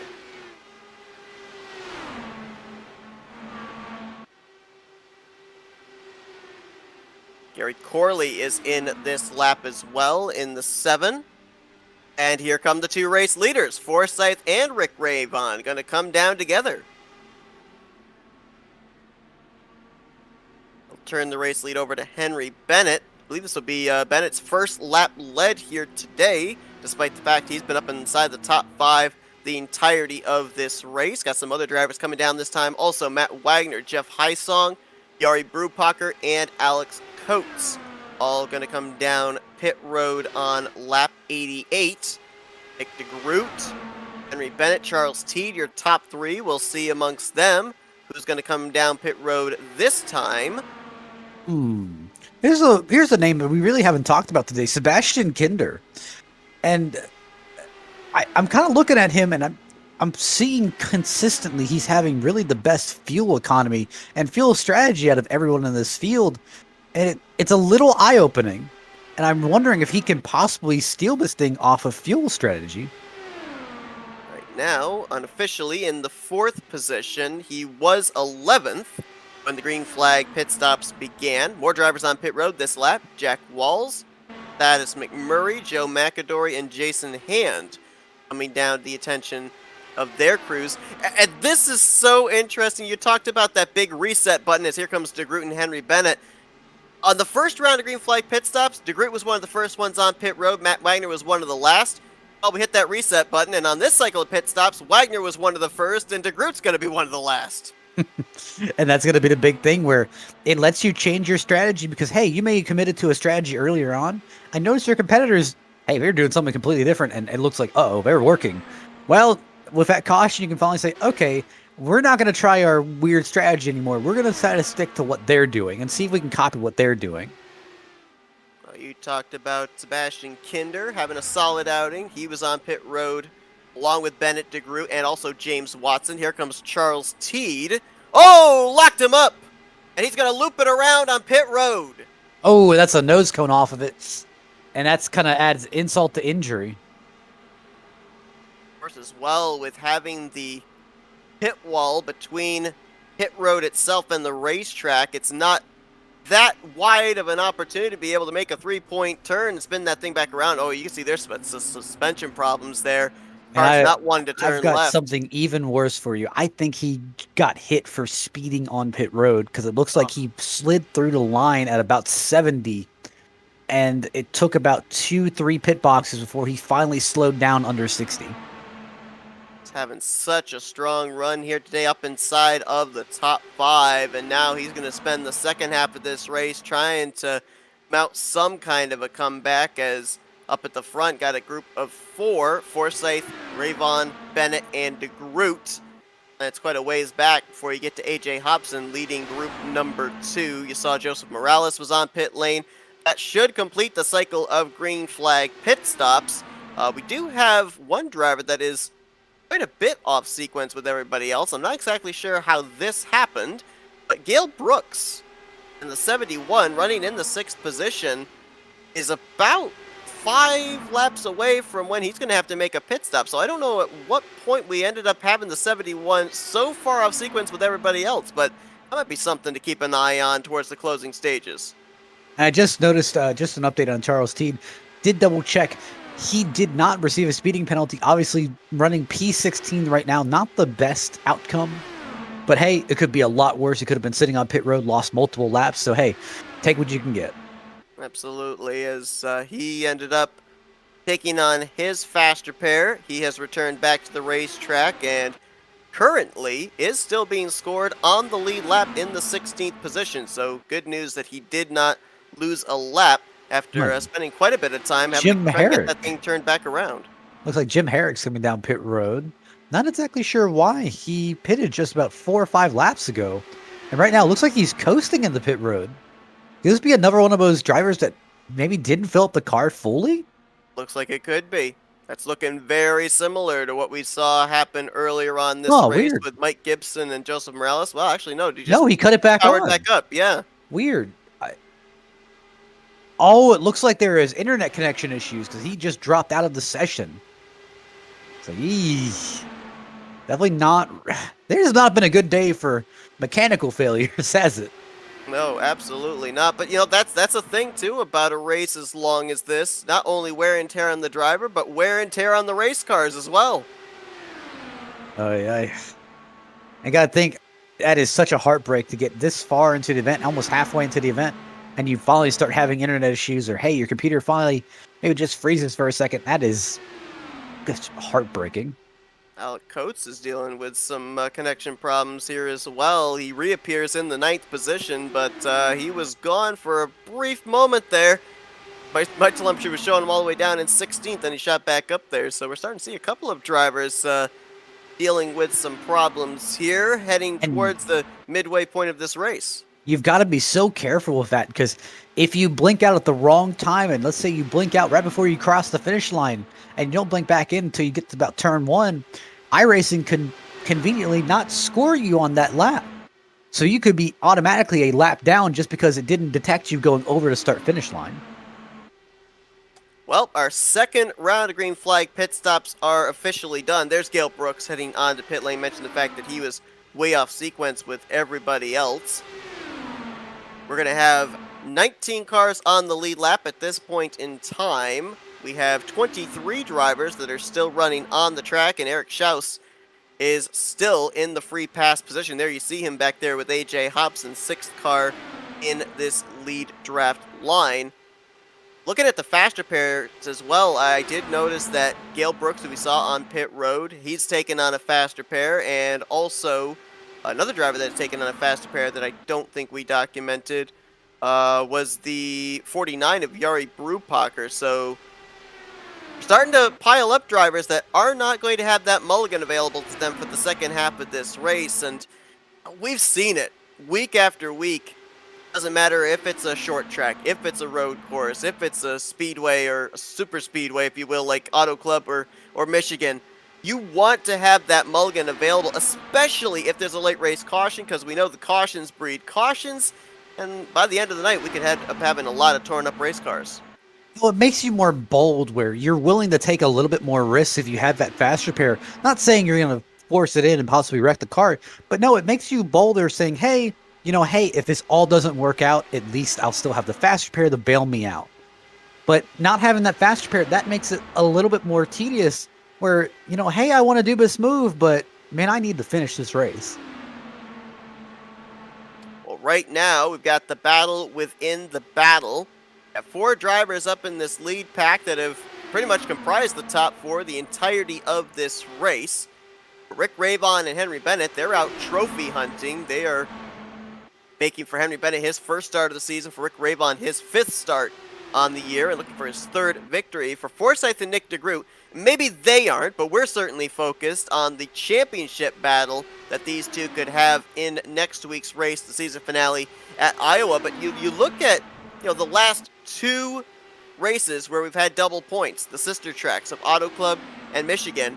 It's kind of been a back and forth between Forsyth and Nick DeGroot. Forsyth dominated the Auto Club race, ran into a pit road miscue, and Nick DeGroot on pit strategy went on to win that race. But last week at Michigan, DeGroot finished runner-up to Forsyth. So it just kind of seems like these are two that you see up there at the front in these double points races that can't seem to get away from each other. And you got to think, this is a big opportunity for Forsyth. Like you mentioned, Forsyth can easily walk away with this if DeGroot has any issues this race. So it's really going to be very meaningful if DeGroot has an issue and Forsyth really goes up there in the top 3 and dominates. And it's interesting if you kind of look as well, if it were 1 point per position type racing, and right now we would say, well, Nick DeGroot's got this thing wrapped up. Forsyth doesn't have a prayer. But with Forsyth running in 2nd place right now, he would be in line if the race were to end at this point in time, bonus points notwithstanding. He would get 40 race points, double that to 80 race points. With Nick DeGroot running in 4th, he'd get 32, double that to 64. That's 16 points difference right there. So, amazingly enough, 2 positions can be over 15 points difference in the point standings, the way that the point system works here. I'd say, definitely he wants to go out there, get that race win, and hope that Nick DeGroot hopefully finishes outside of the top 10, or even in the top 10, but definitely down by 8th, 9th, 10th place. You brought up as well earlier on in the broadcast about, if you win this race, you have 0 incident points, you get a custom diecast. Well, the no incidents points are even important even if you don't win this race, because that's 3 bonus points you get if you end up with a 0x by the end of the day. And it gets doubled. So you got 6 Exactly. points. So those little things, even like leading the most laps, those little things definitely help. Saw Eric Schaus, the bright green 72, heading to pit road. So that lucky dog position keeps swapping, it seems, every 30 laps or so. Peterson now going to take his turn again as the first car 1 lap down. When he comes pit road, Schaus will probably take it back. So those two right now, obviously they can not really have much of a hand in when they can come to pit road. They stretch as far as they possibly can, but all going to come down to timing between those two as to when the next caution, if the next caution falls. It's kind of one of the glorified waiting games almost, it seems. Because you have to wait and continue waiting and hope for that big break. Now, one thing that I have noticed has completely changed from the first 100 laps of this race. We're not seeing a lot of passing for position amongst our top 4. They are actually running single file with each other here. Forsyth, more than content to let Rayvon be out in front. Bennett there in the 3rd position, DeGroot in 4th. We're not seeing the swapping back and forth, the slingshots being made here like we saw in the early stages. Are we in fuel conservation mode now if you're second on back through 4th? Pretty much. It's going to be one of those fuel mileage races where we're just trying to get to the end, or we're just trying to make sure our fuel strategy is solid. These drivers are about 15 laps into this run. So we've got at least 2 more pit stops in the future of these drivers, maybe a 3rd. I'm trying to see if I can work the calculators here. I think, based off the numbers I'm looking at right now, I think they're going to have to make 3 more pit stops, and that 3rd and final pit stop is going to be somewhere in the 15 to go vicinity. So that talk about a money stop. And that's going to be the big thing where you have to hit all these pit stops, even more than usual. Where typically when we get down to that last 60 laps, that's when the stops that, hey, if there's a mistake made, we can't get that back. Where if we have a stop maybe with 40 laps early in the race, 40, 50 laps into the race, if we have a mistake, we can claw that back. It looks like there may have been an issue with Ryan, or with Mullis, actually, with Ryan Mullis. I think he got a little bit loose out of 2. And he almost clobbered the wall out of 2, managed to pull it back, but lost a few positions out of it. Running last car on the lead lap at this point in time, and you can see there's going to be some traffic for the leaders to have to deal with. The aforementioned Mullis. You also have Gale Brooks and AJ Hobson not that far ahead as well, so traffic about to come into play for our race leaders. One of those fun points where, again, I know you're tired of hearing about it, but it's wait and see mode, and just hoping that, hey, we got our strategy. It's ready to go to the end of the race. Here's our plan, but we're always ready for that caution. We're always ready to change our strategy on the fly. Riding on board with race leader Rick Rayvon. Watch that left front tire. Doesn't even get it down to that white line, giving about 3 feet from the white line, making sure that thing doesn't get loose. Because obviously, 19 laps on those Firestones, the grip's going to start to go away. Car's going to get a little bit more slippy slidey, and you don't want to get the tires down on the paint, push up the racetrack, not only lose a position, but lose a lot of momentum and drop all the way back to the tail end of this pack, maybe even lose this lead group. I need to contact Firestone, see if you can trademark Slippy Slidey. I don't think they'd allow that. Henry Bennett's dropped back to 4th. He was running in 3rd, and now he has kind of gapped himself up to Nick DeGroot. So that says to me, that's not fuel conservation. That's ultra fuel conservation for the 007. Yeah, that could be fuel conservation, or he's just trying to see if he can make that giant run. This is one of those points in the race where you're really starting to practice and see how quickly you can get up to the front of the field if kind of you're running your last lap scenarios here, where you're trying to make that last lap run. Now, even if he is trying to ultra fuel save, I don't know if I'd be that far off of Nick DeGroot there. I think I'd be a little bit more tucked up so I can get more advantage of the draft. He is going to draft back up to Nick DeGroot, so the top 4 all go single file again. Let's drop back just outside of the top 5, because that's where the 5th place battle is going on. Jeff Heisong and Matt Wagner. Now these two, if I'm not mistaken, they are teammates And no, they are not. Never mind. But I have. Well, the reason I thought that they were teammates at first glance was because they've basically been working with each other all race long. If it's not Wagner behind Highsong, it's been Highsong behind Wagner. They've come down pit road on the same lap on both the cycle green flag pit stops. So these two have got some kind of an alliance worked out here. Unfortunately, they're just not up in that lead pack, but a lot could change between now and the end. I think that's really because of the really kind of cooperation. So I'm currently looking down at Area 51 racing chat. I currently look down there and I see Gail Brooks, Jeff Highsong, Matt Wagner. And I'm kind of seeing a lot of these guys don't have a lot of their normal teammates. Like Gail Brooks typically has Jim Brooks right next to him. Well, they're not, neither of them are, right? They don't have Jim Brooks today. So Gail Brooks needed to find more friends today. And I just kind of see that all throughout the field where a lot of guys are teaming up with people maybe we're not used to. But hey, if they're willing to talk to me, they're kind of friendly to me, I think they're willing to help me out in the strategy because they also need my help too. Yeah, I mean, much like in a super speedway race, you need to have those allies. You need to be able to have friends with team communication to come down pit road with you, help you be able to have a group when you leave pit lane. And not only that, too, you know, you consider a lot of those names you were just talking about all working together. They know each other from races this season. They're familiar with the racing style, even if they are not teammates. And so it's really helpful to be able to bounce information off of one of each other.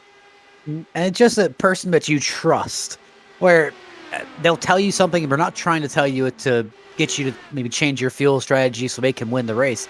It's, hey, we're trying to do this as a team, or at least right now we want to make it to the end of the race, and how we're going to make it to the end of the race is if all of us work together so we can try to attack at the front. We have 93 laps to go. We know there's at least a couple, maybe 3 pit stops still in the future for these drivers.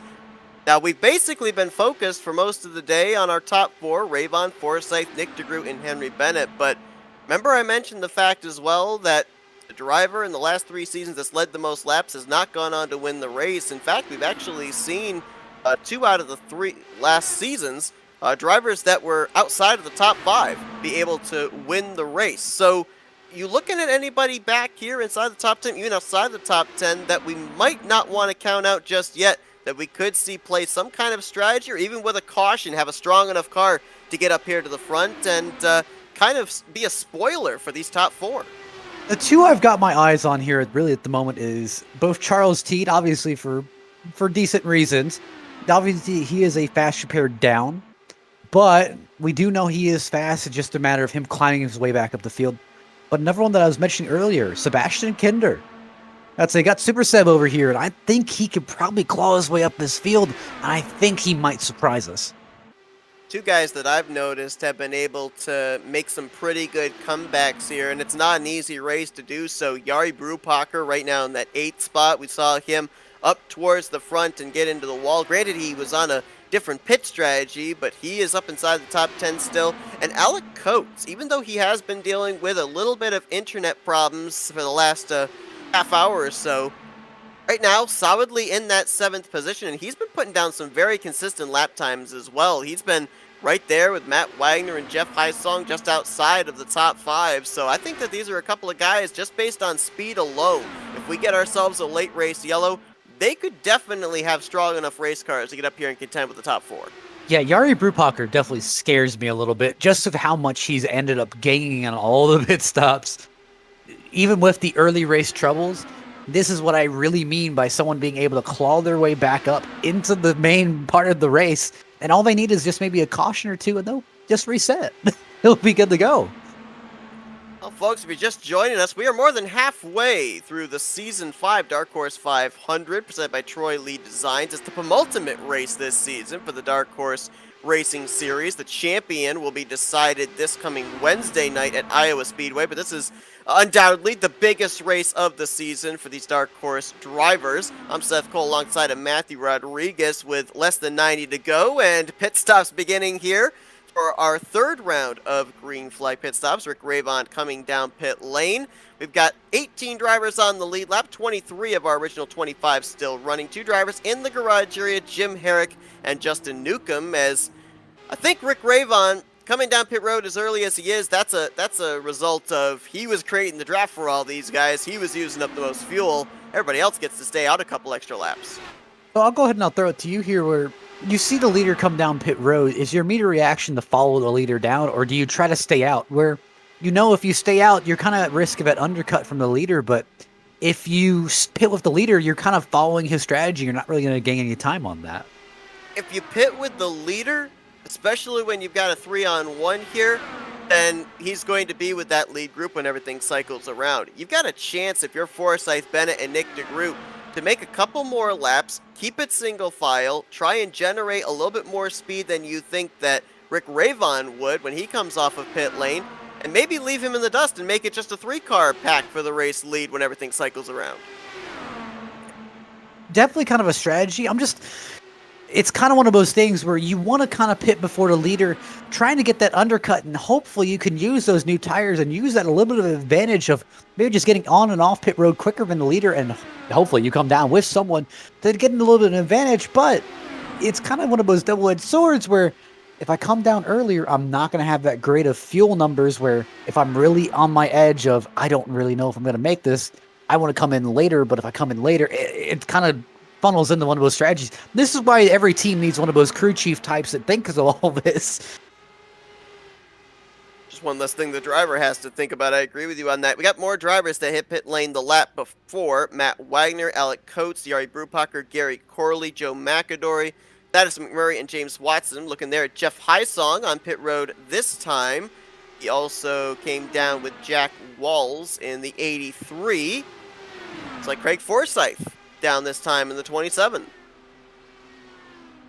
And Forsyth looks like he might be all alone, which it's not the greatest strategy, but you got to see who you come out of with, or who comes out with you on pit road, and hopefully you can just slide into one of those packs and just drive away. Forsyth has been really fast this season. He's been in the conversation for victories week after week. He's been to victory lane 3 times this season. The one thing that has seemed to be his Achilles heel, especially at the faster racetracks, has been pit road. So far, so good in his execution here today. And I'm definitely noticing, even though he is having a better day of luck on pit road, he's not pushing pit road entry and pit road exit as far as he can or as fast as he can. He's not pushing it to that edge that I see other drivers pushing it. And that's a good thing and a bad thing, where it's a good thing where you're not on your edge, you're not constantly thinking, am I getting a pit road penalty? You don't have that in the back of your head. But it's always, hey, those other drivers, they are beating you on pit road. And those little fractions of a second makes so much of a difference. Do you think maybe being just a tiny bit conservative on pit road is him having that little voice in the back of his mind of, hey, this is still a points race. You still got a shot for the championship. Don't make a mistake by overextending yourself. And see, that's one of those things where it kind of comes into mind of those little changes that you make to preserve points. They change how you race, and it could be a good thing where it changes a bad strategy to a good strategy. Let's use an example of Joey Chapman from the SS series. Joey Chapman changed his strategy. He kept getting involved in wrecks. Hey, change your strategy. Now he's competing for wins. It's kind of one of those things where that strategy change, for some people, it works extremely well. But for other people, when they change your strategy, it could also go very badly. So I think only time's going to tell. Bennett and DeGroot, that's, I believe, the second drag race these two have had to the commitment line. They had the same kind of drag race side by side last round of green flag pit stops, but could be Bennett over DeGroot to the commitment line this time. Should exchange the lead over to Craig Forsyth, who I thought with those 3 staying out that they were going to shake Rick Ravon. That's not the case, because right now, 27 versus 1, that could be your battle for the race lead once everything cycles around. Ravon tried his best to try and shake Forsyth, but Forsyth just hung with him and obviously got that draft, and slowly those two, I think it's really going to come down to a battle between those two at the end of the race. Well, Rick Ravon still looking for his first Dark Horse 500. Craig Forsyth looking for his second. Matter of fact, back when he won the Dark Horse 500 in Season 2, he was a part-time driver, only had a handful of starts. He was not running full-time, so you could hear the elation in his voice as a one-off driver, if you will, in that race, being able to take that checkered flag. We've, of course, seen him this season be really good as a full-time driver in the conversation for the championship. And he and Rick Ravon now have their sights set on the duo of Henry Bennett and Nick DeGroot. We're about to have that four-way battle for the top position once again. And these laps, they are ticking away. We've only had the caution fly here today, a total of 3 times, actually 2 times, correction. And so with all these green flag laps, these drivers have really been putting a pretty blistering pace here in this Dark Horse 500. We are almost 3/4 of the way through this race in the next 30 laps or so. So really tremendous credit to these drivers for keeping it clean, and it just keeps throwing up more question marks as far as the strategy now down the home stretch. Now, Seb, I'm sure you've seen the meme of how the length of these races go, where it's the first 80% of the race goes through in just a snap of your fingers, but the last 20 laps, that is the longest period of this race, where drivers who want this thing to end, they will be just counting the minutes it takes for this race to end. But for the leaders, it will go by so slowly. It's a long race for these drivers. Obviously, they're going to be exhausted physically, but also you brought up about, trying to figure out pit strategy as a driver while you're also trying to make moves. You're trying to figure out your car's strengths and weaknesses in comparison to drivers around you. Well, yeah, you just talked about the possibility of being in this long green flag run, seeing a caution come out, and then having restart after restart. That's got to be taxing mentally on a driver as well, because you're completely 180ing your strategy from the first 3/4 of the race. We were talking about being physically and mentally exhausted. I was talking with some of these drivers pre-race, and they're running their force feedback at 16%. Now, to give some context, most sim racers, they'll run their force feedback probably about 2 to 6%. So this car is physically beating them up every single corner. And hey, for maybe about 80 laps, that's fine. But when you finally do the whole 200 laps, man, that hurts. And you are just exhausted by the end of it. Henry Bennett, we saw him kind of trailing the top 4 just prior to the pit stops. He now is out in front leading this race over Nick DeGroot, Rick Ravon, and Craig Forsyth. AJ Hobson doing a great job there in that 63 car. He is obviously, as we've mentioned, off pit sequence, but still up there inside of the top 5. He's got Eric Schaus there with him. Schaus is back up to the free pass position should we get a yellow flag. We did have a couple of other drivers, should mention as well, that lost some laps here under that green flag pit stop. Jason Hand has gone a lap down. Ryan Mullis has gone a lap down. Jack Walsh has gone a lap down. I believe he might have gotten hit with a speeding penalty. He was running up inside of the top 10 prior to the pit stops, and now he is 1 lap down all the way back in 21st. That'd be correct. Looks like the speeding police did catch him, and unfortunately that ticket is served at 45 seconds. Dale Brooks on pit lane. We've already documented that he is off pit sequence with everybody else. So now, if my calculations are correct, these drivers still have 2 more pit stops to go, but looking there with Gale Brooks coming to pit lane this time, Gale Brooks, ooh, that's a big ask. Would have to make, about 33, 34 laps on a tank of fuel here to be able to make it the rest of the way. I saw 32 successful. Only 33 successful by coming on pit road at that 33 mark. I don't know. That's going to be extremely tight. If it was a short track or somewhere with a lot of lifting, then that might be plausible, but this is a flat-out racetrack. I mean, there is no lift. There's no opportunity to coast, to clutch, to save fuel. If you do that, you're going to just lose so much time that the time you would gain with staying out, basically, it would kind of just equal out. Honestly, they could try and see if they can shake it up. If you could possibly have the chance to cut out a pit stop or even really push your fuel number, you could try and possibly coast to a victory or even at worst coast to a top 5. Now, for someone like Craig Forsyth or kind of our upper higher in points, that may be an advisable outcome. But for some of our guys who are out of the championship picture, or even those who are just coming in for this one event, that's the kind of crowd that, I wouldn't want to take those chances. I want to go win this race. Riding on board with Matt Wagner. You just saw him lose the 6th position to Jari Brupacher.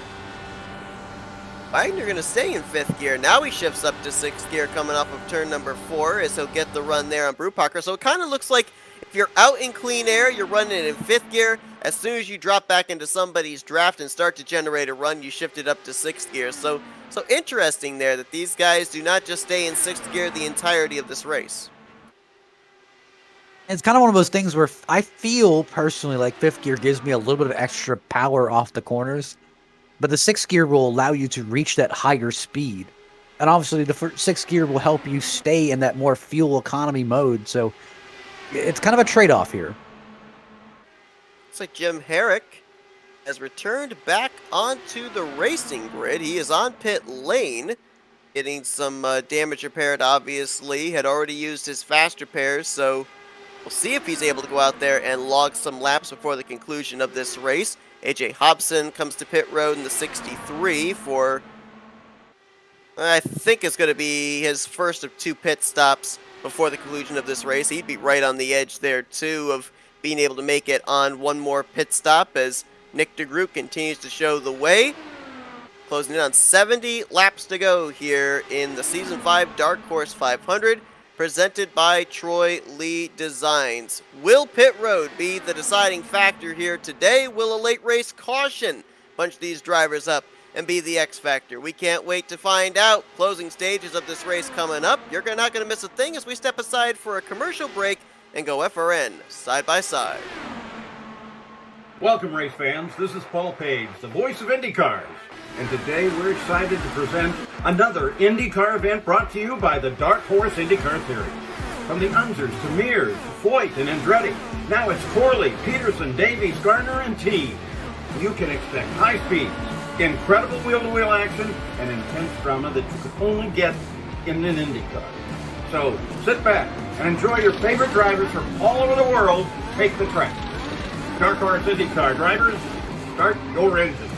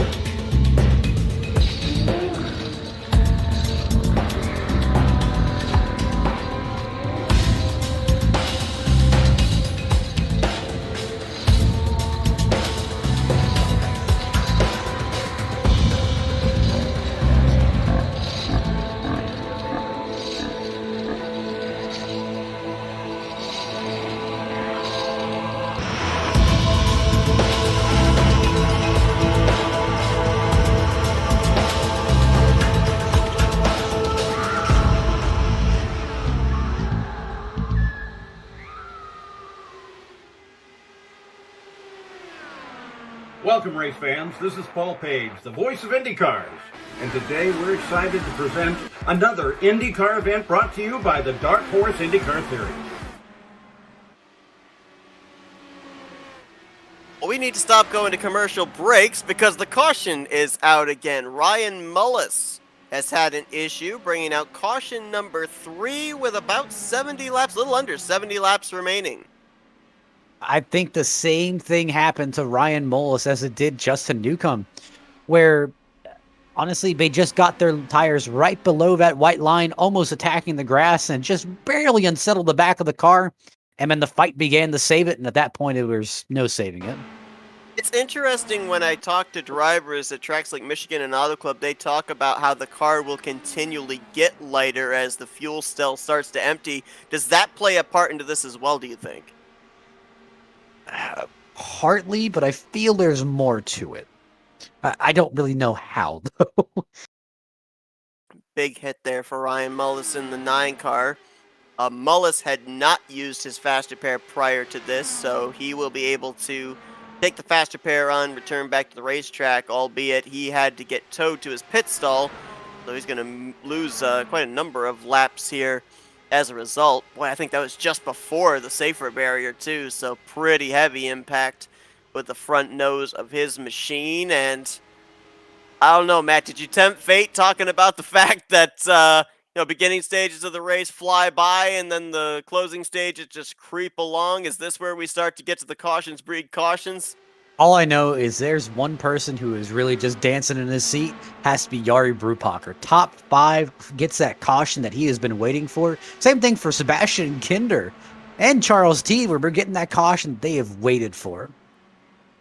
This caution helps AJ Hobson and Gale Brooks, who were off pit sequence, get back on the same sequence with everybody else, and they were on the lead lap at the timing of the caution. And Jason Hand appears to be the driver that would receive the lucky dog under this yellow flag, putting 17 drivers back on the lead lap. We could also have some drivers take the wave around here. A few of them are eligible, including Schaus, Peterson, and Jack Walls. We'll follow up on that as everybody on pit lane, with the exception of AJ Hobson, and Henry Bennett wins the battle off pit lane.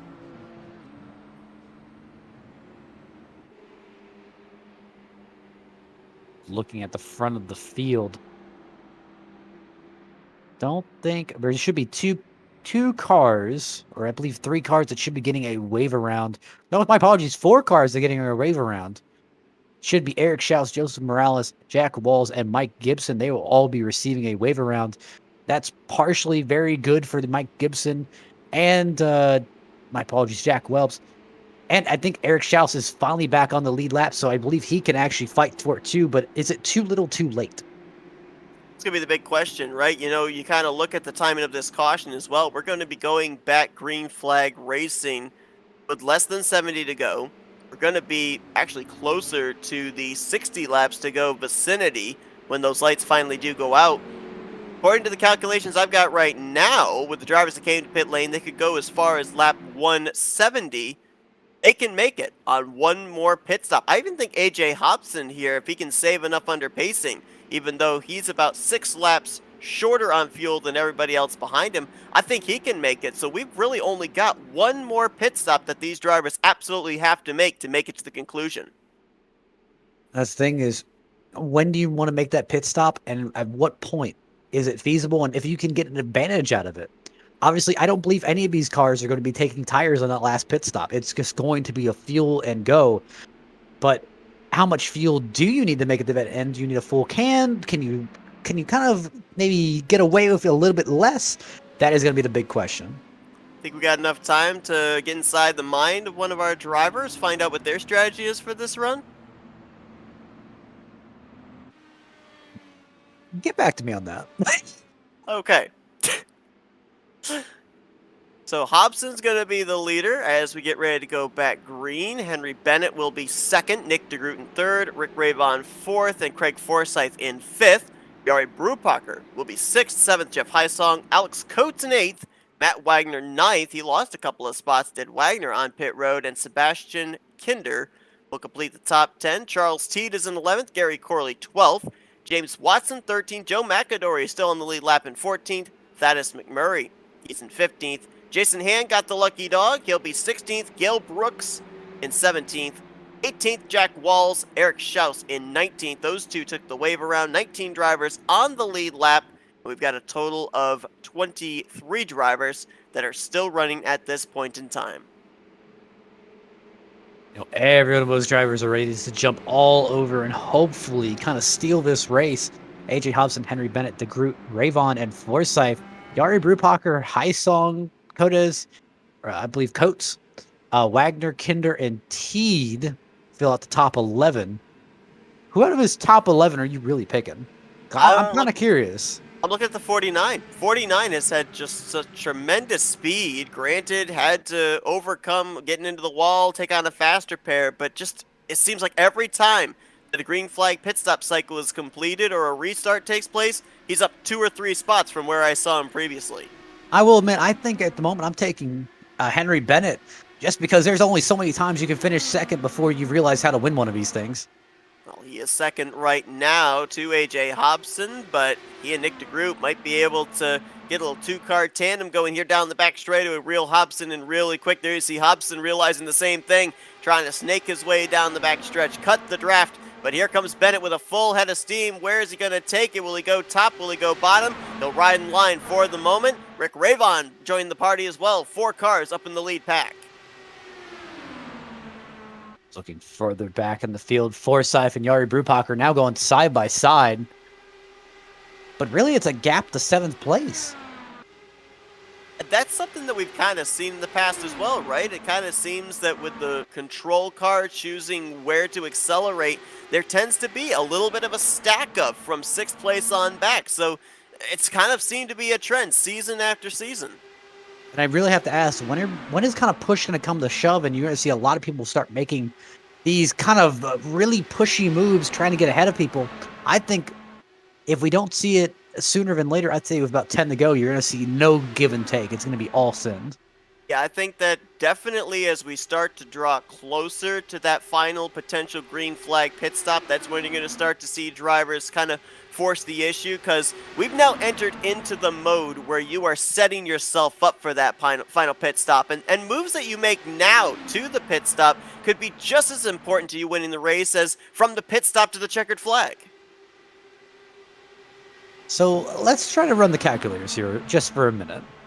So let me use my high school education math so I can kind of run this race in reverse. So 203 laps.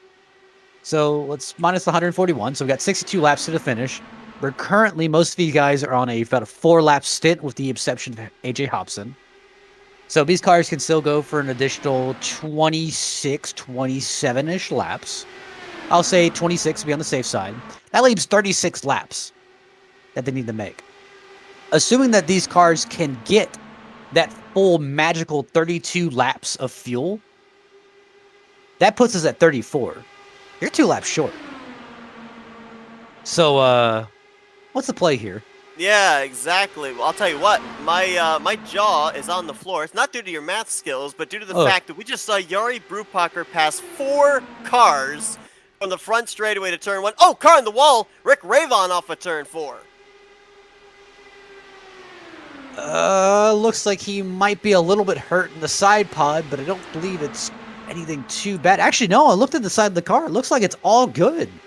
I don't see any damage on him. He hit it pretty square, so he might have dodged a bullet there. Might have just knocked the toe out of it. Yeah, I think that's might have been what happened. It's obviously lost in momentum, but you can see he's drafted right back up to Craig Forsyth, and oh boy, yep, the moves are being made. That power move by Brupacher. Bennett now to the inside of AJ Hobson. These drivers getting antsy. How about some of these other guys now up in the mix? You've got Matt Wagner, Alec Coates, Jeff Heisong. They're all in the mix. Charles T still got a shot. He's leading group number 2, and they're only about 6 car lengths off the back bumper. I believe that is the lucky dog positioned car of Eric Peterson. I wonder if the reason that Jari Brupacher really started I guess just marching up the field is because he realizes the same thing we realized, that I don't think anyone can make it on one more stop. I think it's going to be one more stop and then a splash and go, and hopefully you'll make it to the end. Now, is it worth doing tires on that last pit stop? Obviously, I would assume you'd have to make a full run. Is it worth spending the time putting on the tires? Not a chance. I would just take the fuel and go. In my mind, there is no reason I should be stopping and taking tires, because even if at that point I'd just be waiting on tires on that last pit stop. Even with this upcoming pit stop, I can probably get away with maybe about a 6 second pit stop if I just take fuel only. Or if I'm waiting on tires, I got to wait about 8 to 9 seconds. So at that point, I think it's more of a disadvantage for me to take tires.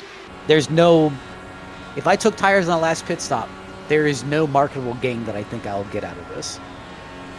Well, Matt Wagner holds the record for the driver to win a Dark Horse 500 by leading the least amount of laps, 4 laps led in his victory back in Season 3. He's yet, at least to my knowledge, to have led a lap here today as he rides in that 7th position, so maybe a little bit of deja vu for that driver. Just behind Rick Ravon. And just ahead of them, Nick DeGroot, who I believe he has the record for most laps led in a Dark Horse 500 that he won. And that was only 16 laps that he led. Realistically, there's like 2 different battles going on here, where there's the battle for the race and the battle for the championship. And just looking at Craig Forsyth and Nick DeGroot, they can't get away from each other. I don't think they've been any further than 3 positions apart from each other this entire race. And that's with the green flag pit stops thrown in as well. AJ Hobson, though, continuing to show the way. He's had a strong race car here today. He's had to play a little bit of pit strategy to get him track position in the early stages, but since then, he's done a great job of maintaining. And that last caution, I think, really helped him to be able to still be in the conversation for this race victory, because if we'd continued on the way that we were going, while most of these other drivers would have had to only make 2 trips to pit road, he probably would have had to make 3, including that pit stop you're talking about all these drivers still having to make around the below 5 to go mark. Now, don't get me wrong from what I'm saying here, and my really awful math here. I'm not saying that they can't possibly, or I guess I'm kind of am saying they can't possibly make it on one stop alone. However, more or less what I'm saying is someone could make it on that one stop, but they'd be going almost half speed, where I don't think it would be much of an advantage. However, there is still an advantage to saving fuel, because assuming that you get that kind of the mythical 32 laps of fuel, which right now I can guarantee you AJ Hobson's not getting. AJ Hobson's not getting that 32 laps of fuel here at the moment. You would still need to make 34 laps after that mythical 32 lap run. So taking the 32 lap run out of it, you eventually have to make another pit stop. Let's say you only make it to 30. So you've got 36 laps to go. Let's say you run another 30, so you got to pit with 6 to go. Now, the 83 is running a different strategy here. The 83 looks like he's coming in the pit road this time. Obviously, these drivers have different things that they can look at as far as the fuel number, as far as just how much fuel they've got in the race car. We've seen a couple of drivers even here today run out of fuel and not be able to make it back around to their pit stall. They've had to call for the tow.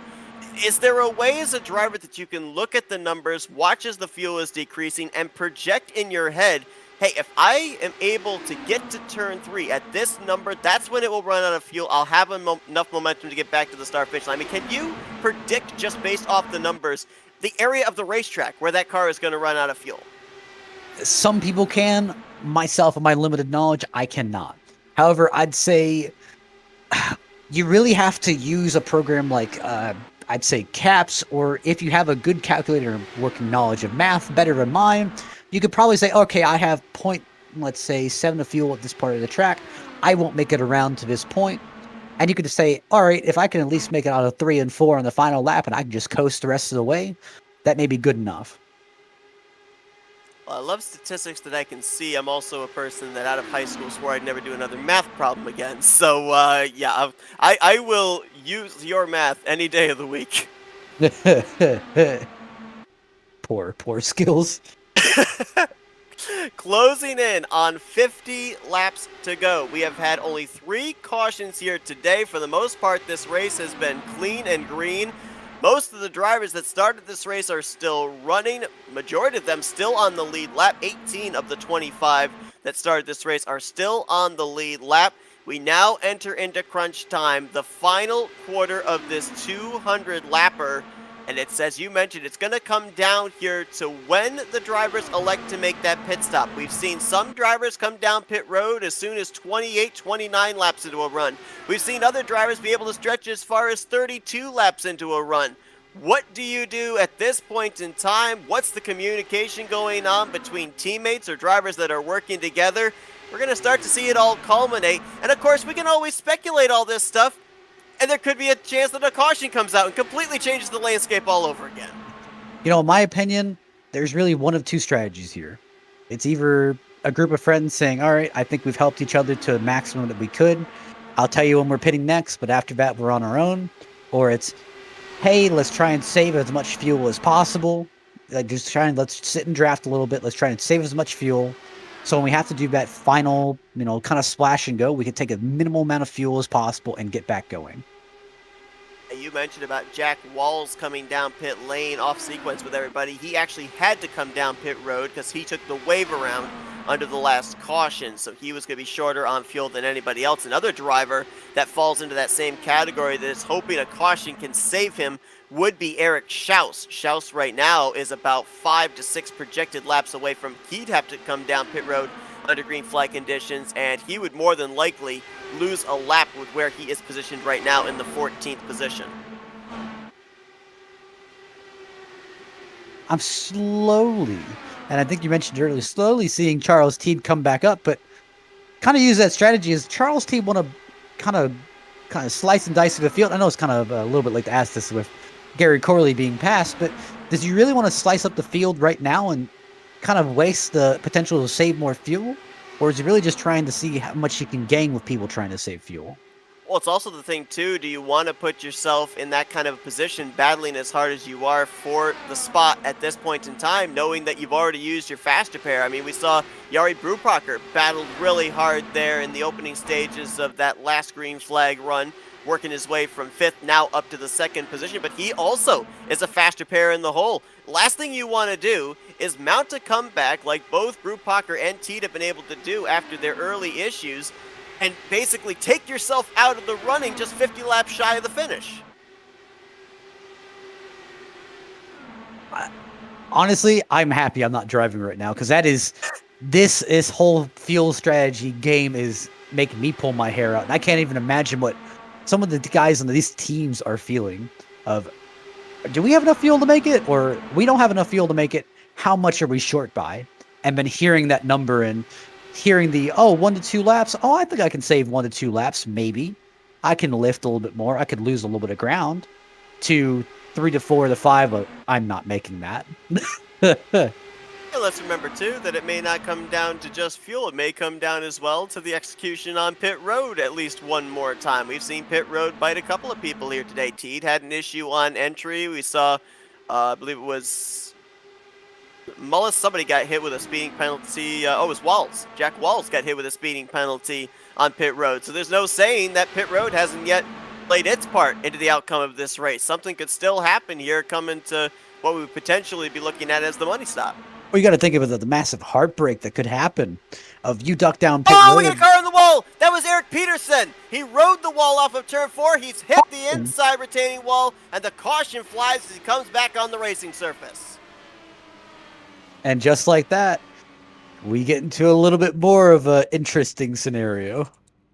Caution gonna fly. That is a huge break for Eric Schaus. He's been a lap down most of the day, took the wave around to the last caution. He will be back on the lead lap with everybody else. But Eric Peterson, who I believe was in line to be the lucky dog, he ends up being the caution instead. That's a hard hit into the outside wall. Shoots right down in front of Eric Schaus. My goodness. Yeah, Schaus had that quick reaction, just dart right back to the right, barely missed him. Right in between two cars. I think the other car might have been the 60 of Joseph Morales. Watch this again. Wow. So this makes an interesting situation. We're not totally out of the woods yet with fuel. Currently, we're at lap 158, 159, so we have 44 laps left to go. Again, if we pit right now, our fuel take can only take us realistically, without fuel saving and actually fighting for a win, could realistically take us about 29, 30, 31 laps at a hopeful, to those who are very well fuel saving, 32 laps at maximum, which leaves us at a deficit of 13 laps. Which is great and all, but how much fuel do you take for 13 laps? Oh gosh, now you're making me do math. Appreciate it. Let's see. So go about 30 some odd laps on a tank of fuel. The drivers will have a lot better of an idea about this because they can actually see the amount that they're burning per lap and they can accurately guess. But us here, we don't really have all those tools, so it's kind of at thinking of it would basically have to be basically a little bit less than half a tank. Yeah. Now, another thing that I was kind of looking at here as well as a possible scenario, you're talking about how this would kind of be a 13-lap short scenario for pretty much everybody as they all hit pit road. We know that you can come down pit lane, you can get a pit stop done, and you can keep yourself on the lead lap. If we got 13 laps into this upcoming run, would you dive onto pit road knowing you could absolutely make it the rest of the way on fuel? Maybe you catch a quick caution, everybody else comes down pit lane under that caution period, you stay out, next thing you know, you're leading us back to the green as the race leader. See, that's the dangerous portion is if you duck down pit road as early as you can make it, that's great. But if a caution comes out, you're potentially a lap down, you're stuck a lap down. Where if you wait as long as possible to come down, you risk being undercut by those guys who were brave enough to come down as early as possible, and there was no caution to, I may be at a deficit here. But you can take on less fuel, so it's kind of both plans have their pros, both plans have their cons. This is looking like Charles Teed might be going for that unorthodox strategy of maybe stretching as far as he can, making the pit stop, trying to stay on the lead lap, and maybe having things cycle around his way. We also have to remember this as well. There's no green-white checkers in this race. So there is every possibility, much like what happened with Craig Forsyth back in Season 2, that this race could end under caution. So I know that we've got up on our screen 203 laps to the checkered flag, but for some of these guys, they could be in the mentality of, hey, if I'm able to make it to say lap 199, this race could end under caution. That 199 could be my checkered flag. Like I said, I'm happy I'm not racing because this is a headache just sitting here thinking about it. It's one of those things where I can tell certain people in the field are just, please just let me drive, and some that are, honestly, I'm ready for this. Let's do it. I think I can win this off of strategy. Well, lucky dog under that caution, Jack Walls, so he'll be back on the lead lap. 19 drivers in total will be on the same lap as the race leader. I wanted to check up on a couple of drivers that we saw have some issues there on that last green flag run, most notably the one of Rick Ravon. Saw him brush the wall off of turn 4. Came down pit road, normal pit stop, did not take on a faster pair, so apparently he is still good to go as he'll restart back in the 6th position. Also an interesting note as we draw closer to the end of this race, at this point in time, we no longer have any drivers -1 to the race leaders. The next car 1 lap down in 20th. Mike Gibson is 2 laps down, so anybody that now is not on the lead lap would need multiple cautions to get multiple lucky dogs to get back on the lead lap and back in the hunt. See, that's what I was telling you with Mike Gibson, Joseph Morales. Those two pitted under that green flag run, hoping to possibly maybe jump the few guys in that strategy, but obviously that kind of hurt them a lot with that caution, where now they are trapped those laps down. Another driver we're going to have to keep an eye on here down the home stretch that spent most of the day up inside of the top 10, actually up inside of the top 7. That's Gale Brooks. And we know that Gale Brooks was off pit sequence with everybody else, much like AJ Hobson, but Gale did not get the benefit of the timing of the yellow flag to keep his track position. He will be all the way back in the 17th position. So we know that's a fast car. We're going to have to pass quite a number of machines to get back up to where he was and be in the hunt for this victory. Still plenty of time to do it. I mean, there's still 40 laps, and we've seen what drivers have been able to do in even a 10 to 15 lap stint. So keep around that 71 as he's going to try and progress his way back up through the field towards the top 10. And might not have heard the last of Eric Schaus as well. I think Eric Schaus has kind of been in preservation mode, doing everything he can to get on the lead lap. Now that he has stayed on the lead lap, we might start to see him charge back up to the front as well.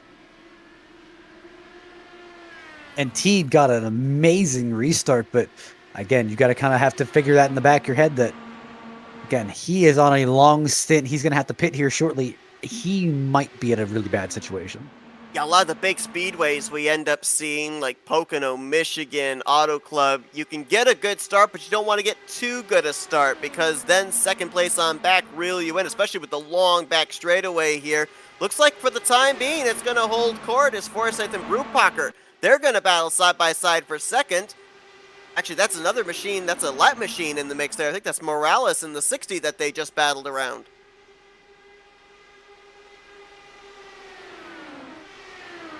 I'm just looking through the field. I'm trying to see who might be fuel saving here. Honestly, I keep bringing up his name. Eric Schaus and Sebastian Miller. I think those two might get a little bit cheeky here, and they may have a strategy going forward. Battle is on for the lead. Yari Brupacker to the inside of Charles Teed. Craig Forsyth right there as well. The ways back to the battle for fourth. Rayvon Bennett, Hobson, Nick DeGroot, Matt Wagner, all up each other's gearboxes. Just looking back through the field, I'm looking at Henry Bennett. Henry Bennett, one of those guys who definitely wants to kind of take this race victory. But do you think Bennett's trying to play the fuel mileage game, or do you think he's trying to play the track position game? I'm not sure he knows what strategy he's playing. I don't know if any of these guys know what strategy they're playing. It's so difficult. Sometimes you think they're in fuel conservation mode. The next lap, you see them make 1, 2, 3 passes for position. Bennett actually getting up to the lead of that second group. Now he's going to get passed underneath by Rick Rayvon. Another thing that I think we're going to see here as well could be, and I'm not meaning this in any way derogatory to the drivers, but just simple drivers' mistakes. They're racing hard now. There's going to be a lot more take than there is give. We saw a lot of room being given in passes for position in the early stages. Now there's going to be a lot of pinching. There's going to be a lot of side drafting, and sometimes mistakes happen. We may end up seeing a couple more cautions as a result. Yeah, and I'm looking at Charles Teed here, and I'm not exactly sure what the strategy is. I don't know if he's just trying to stay up there and lead some laps, get some points, because I really think he needs to drop behind Yari Brupacker, try to save as much fuel as possible, because right now he is really in a hole. I don't think he's in fuel conservation mode. I think that right now he's going to run this thing to as far as he can, try and come down pit road, try and stay on the lead lap. I think that's the strategy call that he's got right now. I don't think that he's going to save fuel in one instance on this run. He's got about another 4 laps he could go before he absolutely has to come to pit road. That would put him at 34 laps to go. I think right now his plan, make the pit stop when he has to, stay on the lead lap, catch a caution, everybody comes down pit road, he gets to stay out, maybe save another lap or two under pacing, still have that track position as the race leader when we go back green. But again, cautions are going to have to fall in his favor. If he can save more than 4 laps, he would be good to make it if he fuel saved at the end. But it would be extraordinarily risky. Yari Brupacker back up to the front. Ooh, that's, I don't know if that was just Teed making a move on Brupacker, but it almost kind of looked a little bit like a block on the run that Rick Rayvon had in that third position. Seeing Rayvon's been really one of the only ones who's been willing to try that high side and really stick to that high side with another driver, but it looks like he's leading the outside now. You watch these cars, Rick Rayvon's car down that back straightaway, back and forth, anxious, wanting to make a move, kind of like a kid at Christmas. You'd think the car's unsteady, but no, that's Rick Rayvon trying to figure out, do I want to go left, do I want to go right? There's not a hold there. Well, I got to buy my time. He is able to get to the front this time, though, and lead us back to the yard of bricks.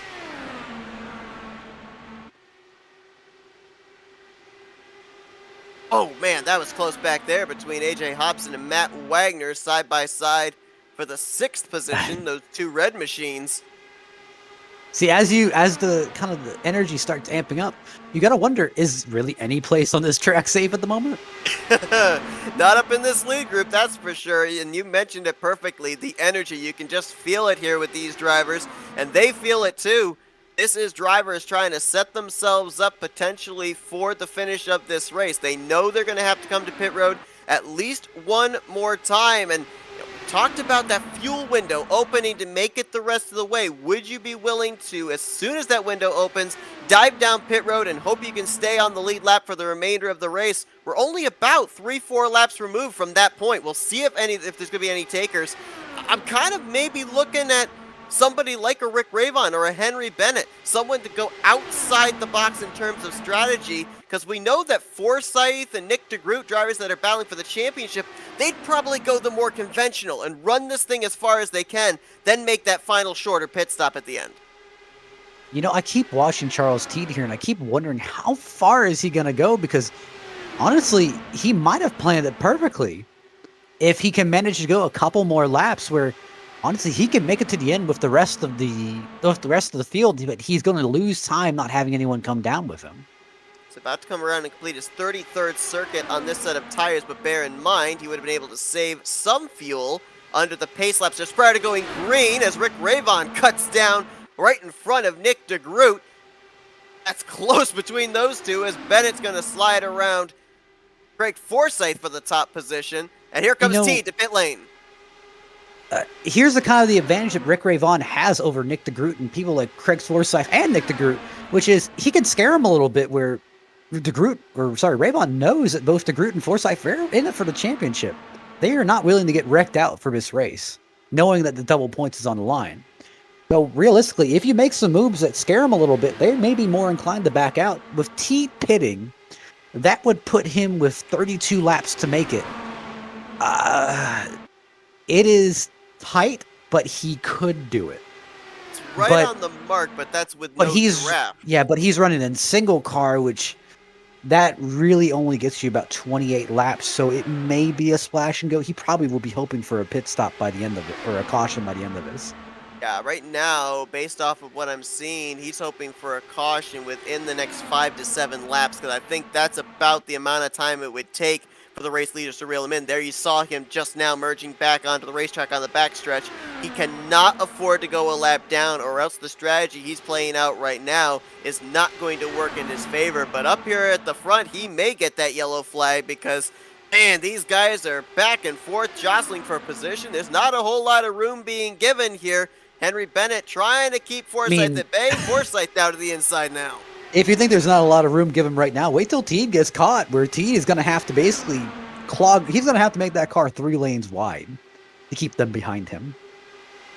Because that is what it will take for him to really come out well on this strategy. Right now, we've got 8 drivers up in this lead pack, from race leader Forsyth back to the 8th place running Alex Coates. We've got drivers up here that have led laps, a number of them here today. We've got drivers in this top 8 that haven't led a single lap here today. Coates, I don't think, has led a lap yet, and he is in the conversation for this thing. To be honest, right now, I'd want to be where Alex Coates is. I want everything in this lead pack ahead of me, so that way if something happens, I'm able to make a move to avoid it. Because I feel like if you're up here in the 3rd, 4th, 5th position, you're in the eye of the storm. You could get swept up in it and have no say. That's the thing, where nowhere's really safe. Where here's the thing: if you play the safe route, you hang back, you have the potential to possibly lead or lose this lead pack at the end of the race. And hey, if it does end up going green to the end, I'm in a really bad position. I can't make a last lap charge.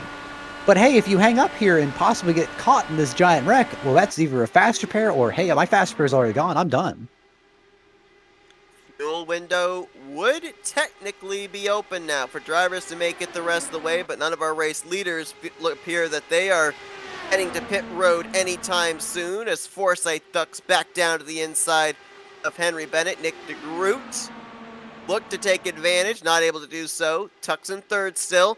Rayvon there in 4th. Yari Brupacher in that 5th position, and now Bennett back to the inside of Craig Forsyth for the top spot. Where do you want to be in terms of coming to pit road? Let's say that all these drivers elect to stretch it as far as they possibly can. Do you want to be that lead car, basically determine the lap that you want to come down, have everybody plan their strategy accordingly, or do you want to be back there around 3rd, 4th, see what everybody else ahead of you is doing, maybe see if you can leapfrog them with a short pit strategy? I mean, regardless, everyone in this field, as soon as they make their pit stop, they will be able to make to the end. It's not a question anymore of can I make it, it's when do I finally throw my hat in the ring, and if I throw my hat in the ring, is a caution going to come out? Because if a caution comes out, I'm in a really bad spot. But hey, if a caution doesn't come out, hey, I could really turn out the advantage here, because I think of another car, I can try and just hot lap it for the rest of the time. It's not a comforting thought, and it's not a comforting decision. Obviously, in the Charles Teed situation, I was speculating in terms of a yellow flag coming out between now and the finish. But if you kind of think about it as well, if we go green from here to the checkers, he's about to get swallowed up by the lead pack, where he was running at the time that he ducked onto pit road. So if he's able to merge with these guys, when they eventually come to pit lane, there's every chance Charles Teed could still be up in the lead pack in the final 5 laps of this race. In theory, yes. However, Charles Teed is at a little bit of a fuel disadvantage. Because right now, he needs to effectively make it about 32, 33 laps on this tank of fuel, and he's had no draft the entire time. And we've had it reported that single-car fuel runs are about 28 laps to maximum. So it's going to be sketchy. So if you're T, do you maybe drop back here behind AJ Hobson, be the last car in But this lead pack? but if he drops back, he ends up ruining his strategy where he will need to get the free pass, and it will put him at the back of the field. Like I said, it's kind of one of those rock and a hard place where there's no good solution. So right now, it looks like he's trying to put his money in the I hope for a caution. Looks like, too, he's basically saying to the race leaders, if you're going to pass me, you're going to have to pass me on the top side. Well, he left the door open down low, though. Bennett's going to get there, and it looks like he will lap Charles T by the time they get into turn number 1, but it looked like he was trying to make things a little bit difficult for the race leaders to get around him, and he's going to make it difficult again. Back down to the inside to try and get his lap back. You know, seeing that green car makes me think of a lawnmower. I just kind of hear the, hey, watch this in the back of my head. Oh, they're 4 wide. Oh my gosh, yes they are. Nick DeGroot with the momentum to the inside of Rayvon, to the inside of T, to the inside of Bennett. They all made it work. It's going to be Nick DeGroot maybe emerging with the race lead off of turn 4. Rayvon says not so fast on driver's right. We got a driver hitting pit road. That's Yari Brupacher, the 49. I realistically think that DeGroot he saw what was happening in front of him and just said, I didn't want to be any part of this. We saw right there, though, on that inside of Rick Rayvon, got tight, almost pushed up into that left rear tire of Rick Rayvon. So keep an eye on that. These drivers are about 20 laps into a run. That right front tire heat definitely building up, so that inside line through the corners, not necessarily a viable option. Just looking here. So these drivers up front, they will need to pit within probably the next 10 to, I'd say, 12 laps. I'd say probably 8 to 12 is a more accurate representation of how hard they've been racing. But within 8 to 12 laps, we'll see much of the top front of the field come down pit road. I'd say up to probably the top 14, because it looks like that is currently our cut. So past that, do you pit now and try to take the advantage, or do you wait for as long as possible and then try to pit? But we ended up, as mentioned, having Yari Brupacher come down pit road. Matt Wagner joined him as well. And remember, Matt Wagner won this event 2 seasons ago. So we'll see how the strategy plays out for him. Also had another driver on pit road just moments ago. That was Jack Walls in the 83. So we've got a couple of drivers trying the short pit strategy. We'll see if it plays out for them in their favor in the long run.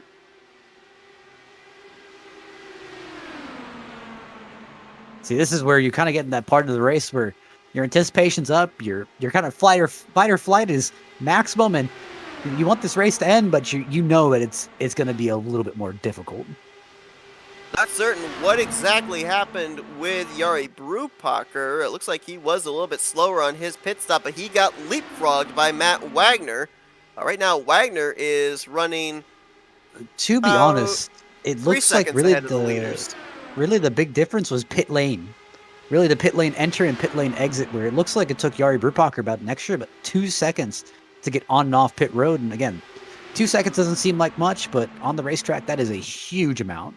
Yeah, and he's only 2 seconds now ahead of the race leaders, whereas Matt Wagner is about 3.5 seconds ahead of the race leaders. Both drivers at this point in time still on the lead lap. More drivers down pit road. Gary Corley was on pit lane this last lap, along with Joe McAdory. So you mentioned it, Yeah. the net's wide for drivers to be able to choose when they want to come to pit road from here on out. You know, I feel the reason that much of these drivers up here in the top 5 have not pitted is realistic because how hard they are racing. I think they're just waiting for a caution at this point because they're pretty confident that they'll get one. But right now, I think Charles Teed might be in one of the best positions here at the moment. Have to see, of course, still has that big question mark with fuel. He is currently also running behind Matt Wagner and Yari Brupacher. So if this thing did run green to the finish, I don't think he would have enough speed to get up there in the vicinity of those two to battle potentially for the race win, if indeed it would come down to those three. But I still feel as Henry Bennett now dives onto pit lane, I still feel that these guys up here inside of the top 5, regardless of when they decide to come to pit lane, they're still going to be in the conversation in the closing stages. You know, I think if everyone in front of Charles Teed's pits and there's a caution that comes out and he's on a lead lap, I don't even know if I'd come down for fuel. I think I would just coast the entire way under pacing and then just try and take the lead off of everyone else. Yeah, but right now, he would not be the race leader if we were to have that kind of a scenario. Matt Wagner actually would be. It's a fun scenario. It's constantly moving chess pieces at over Looks like 200 miles per hour. Groot and AJ Hobson both come down, which is a bit Oh. surprising that Henry Bennett didn't come down with them. Bennett came down the lap before. Schaus is in this lap. Alec Coates is also in. The Rick Rabon, Craig Forsyth, they'll stay out an extra lap. James Watson also out there an extra lap, along with Jeff Hysong. Let's see here about Rick Rabon and Craig Forsyth. Do they come down on the same lap together? Do they split up when they come to pit road? I mean, the enemy of my enemy is my friend kind of scenario maybe for these guys. They've been racing each other hard all day long, but they might need each other for drafting. That answers the question. Forsyth to pit road, Rabon stayed out. See, that's the big thing where is looking at it where this is a time where teammates can actually hurt you more than help you. Because at this point, it's kind of, we stop playing those team games. We really kind of need to focus on yourself because we don't know what's going to happen. We're all in it for ourselves at this point. Henry Bennett got around Nick DeGroot. Hobson is ahead of Bennett, so right now, Bennett just actually made the pass on Hobson, so right now, Bennett would be in the catbird seat of emerging as the race leader.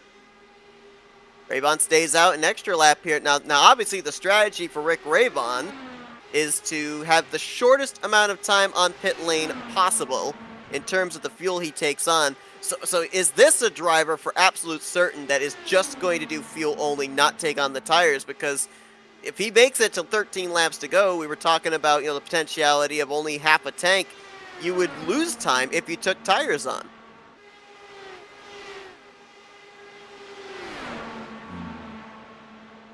I'm just trying to see who has the best plan here at the moment. Because I don't know who to be confident in. If that makes any sense. I see Craig Forsyth, he had a 6.0 pit stop, which is great.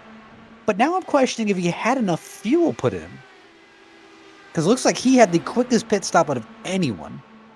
I believe only 2 drivers that have come to pit road have done fuel only. You mentioned Craig Forsyth. Eric Schaus would be the other one. Everybody else that's been to pit road for the cycle green flag pit stops, they've taken tires on. Listen, I wouldn't even mess around with tires here at the moment. I don't think tires give you a good enough gain. Obviously, I think these guys know something that I don't. But I'm with Forsyth here where I don't think tires are valuable enough. Rick Rabon's in, closing in on 15 to go. Oh, let's follow the one. Let's see. He didn't slide the tires. Let's see if it's a fuel-only pit stop for the one car.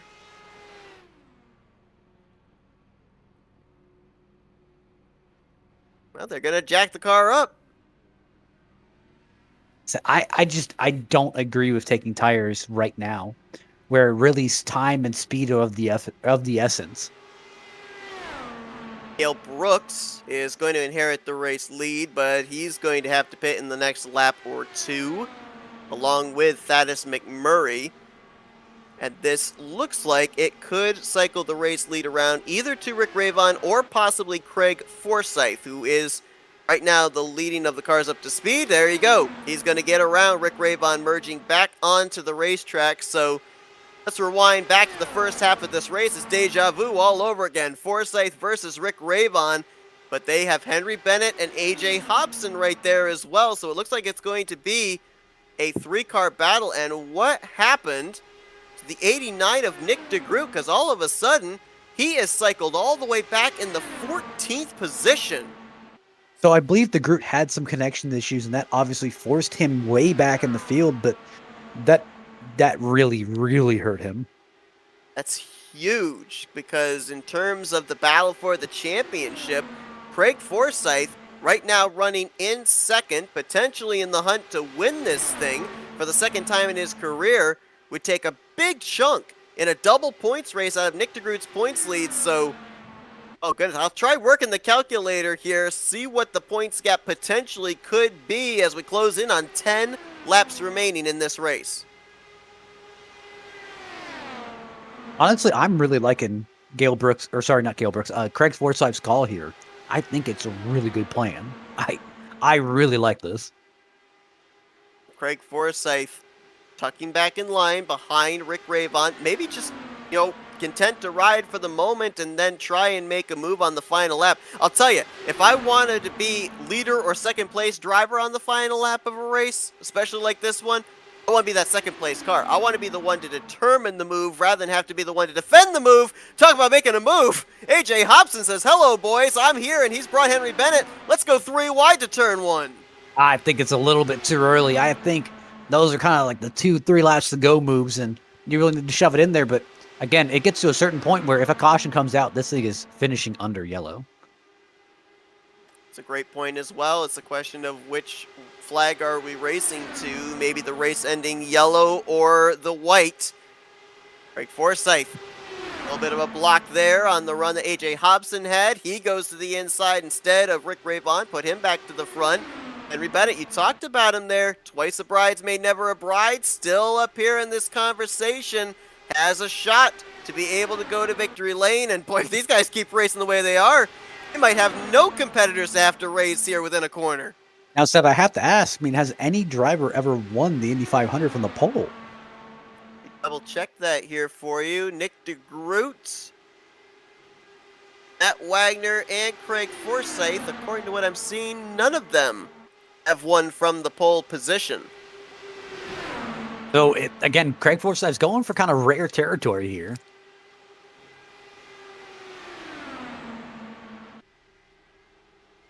Forsyth was really strong in qualifying.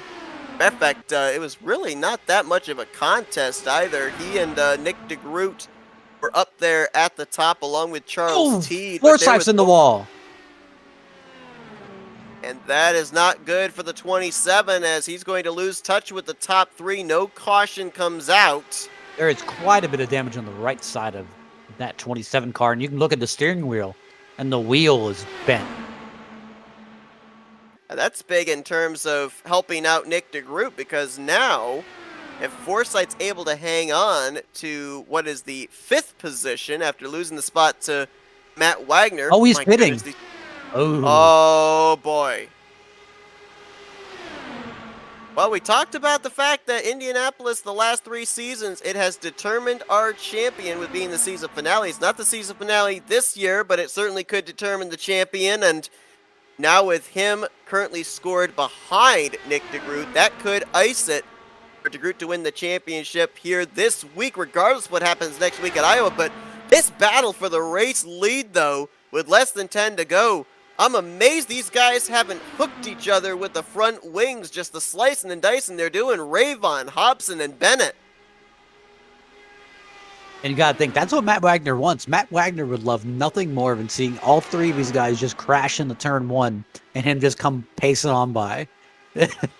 These are 3 guys that fit into that criteria of nothing really to lose. Ravon, part-time schedule. Bennett, a one-off driver here this season. AJ Hobson, not in the conversation for the championship in a long time. Caution. Oh! Gale Brooks.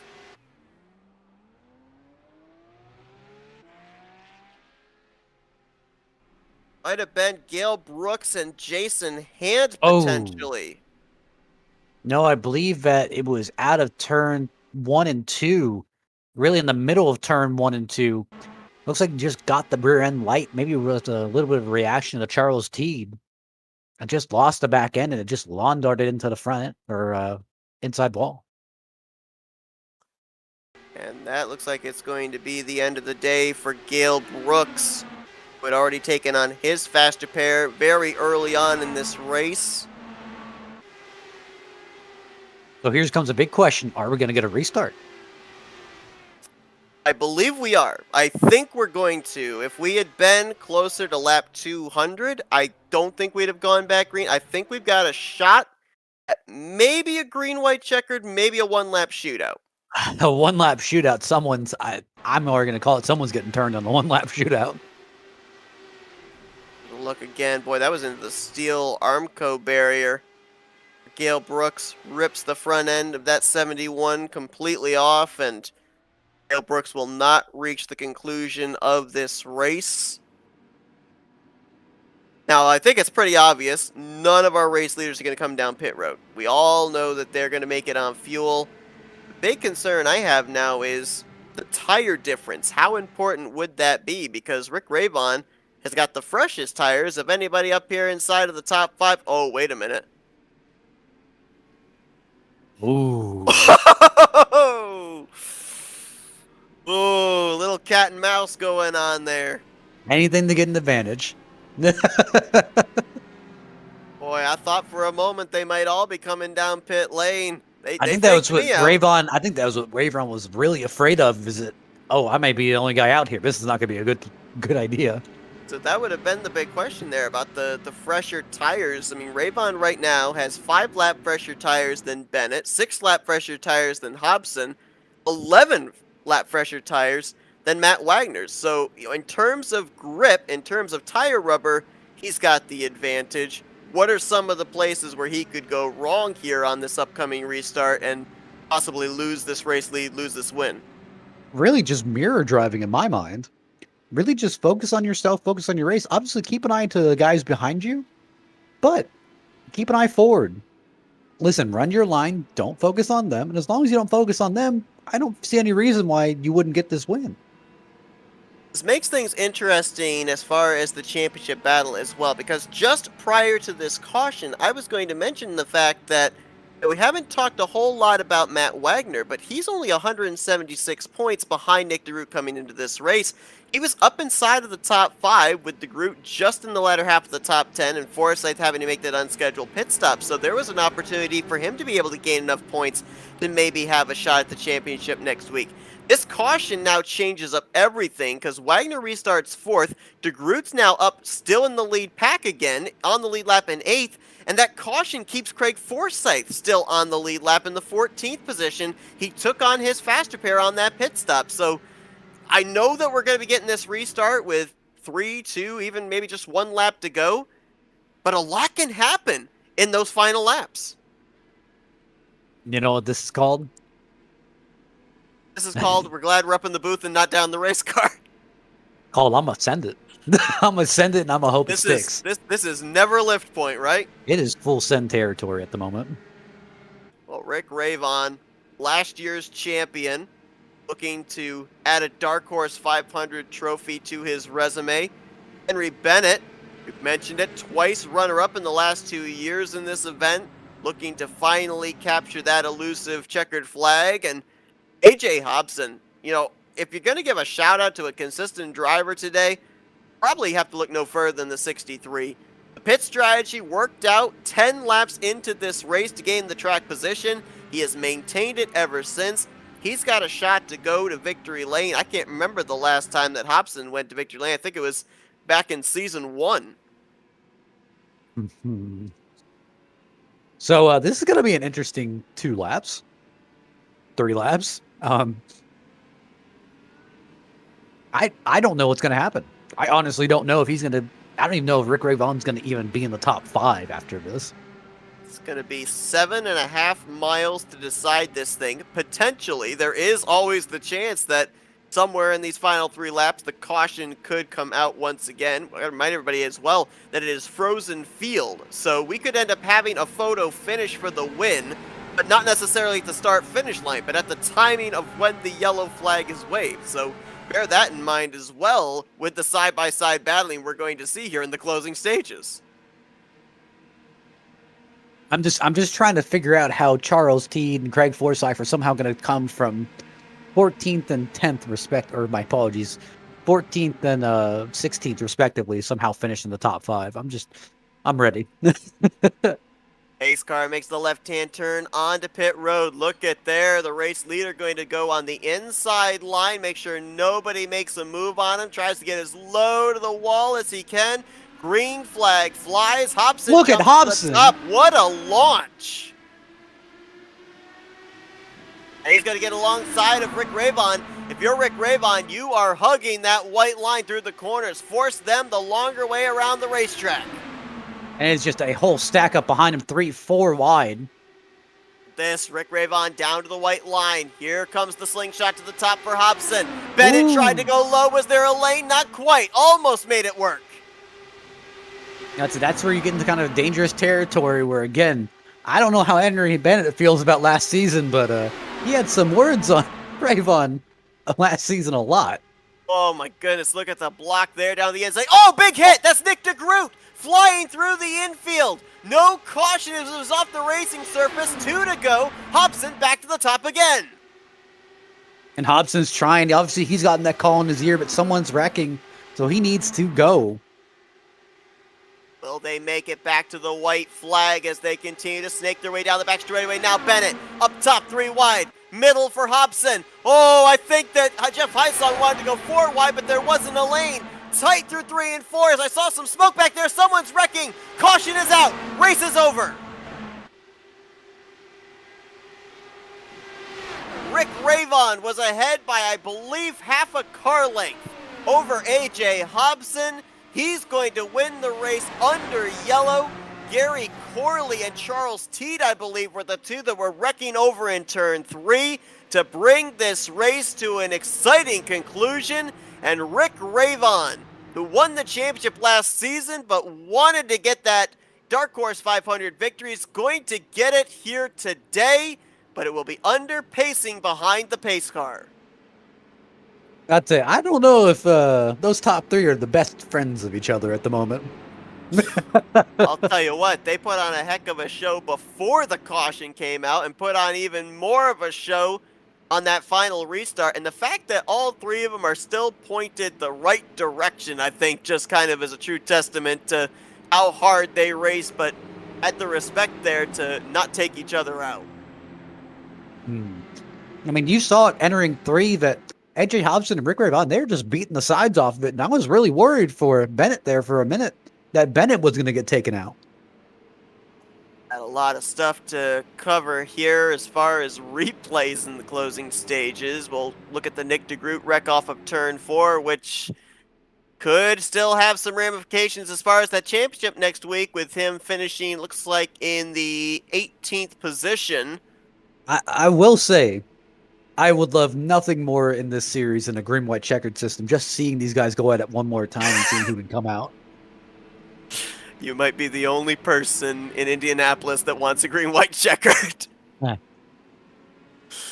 But Rick Rayvon, you saw him cross the line, the checkered flag over the nose of the championship #1 machine.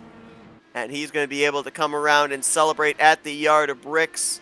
His 3rd win on the season as well in a limited number of starts, and it's a big one here today at Indianapolis as he makes his way around back to the start-finish line. Let's take a look at some of the stuff that happened there in the closing stages. Now, this one did not bring out the caution. Nick DeGroot, that car went airborne and actually, I believe, went actually into the infield. So look out, pedestrians.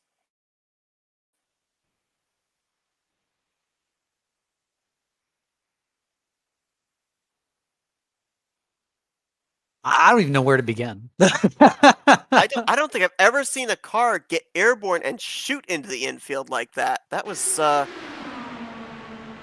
heart-stopping. Watch this. Little gap whack coming into play there, it looked like. I mean, he got to the garage area. He did. He definitely got to the garage area. Not exactly the way you're supposed to. I think he took the I mean, he almost gave the fans the splash zone, actually. What do they call it at the theme parks? The fast pass? But I mean, I guess that definitely has some ramifications. Unfortunately, it doesn't look like Craig Forsyth was really able to capitalize as well as he could. But hey, having something is better than nothing. That was Yari Brupacher that I think the gap whack took place with. Either it was gap whack or it was a reactionary turn to the left by Nick DeGroot. It was one or the other. Obviously, DeGroot getting the worst end of that. And then here's what ended up bringing out the caution. It looks harmless when you come off of turn number 2. Double wide, 2 rows deep. Watch how quickly, with Forsyth jumping top and Schaus jumping bottom, it goes to 4 wide going into turn 3. And Gary Corley getting some help from the 72 up the racetrack, and nowhere for Charles Teed to be able to go.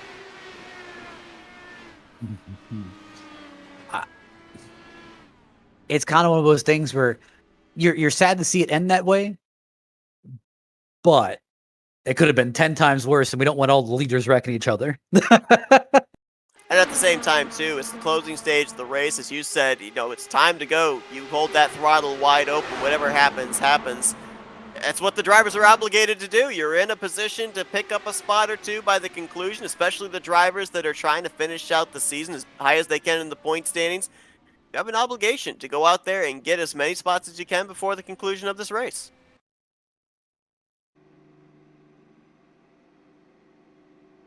Rick Ravon parks it at the Yard of Bricks, continuing to celebrate on the front straightaway. Let's take a look at the finishing results from this one. And there's a lot of different storylines here today. A long race, 200 laps in total.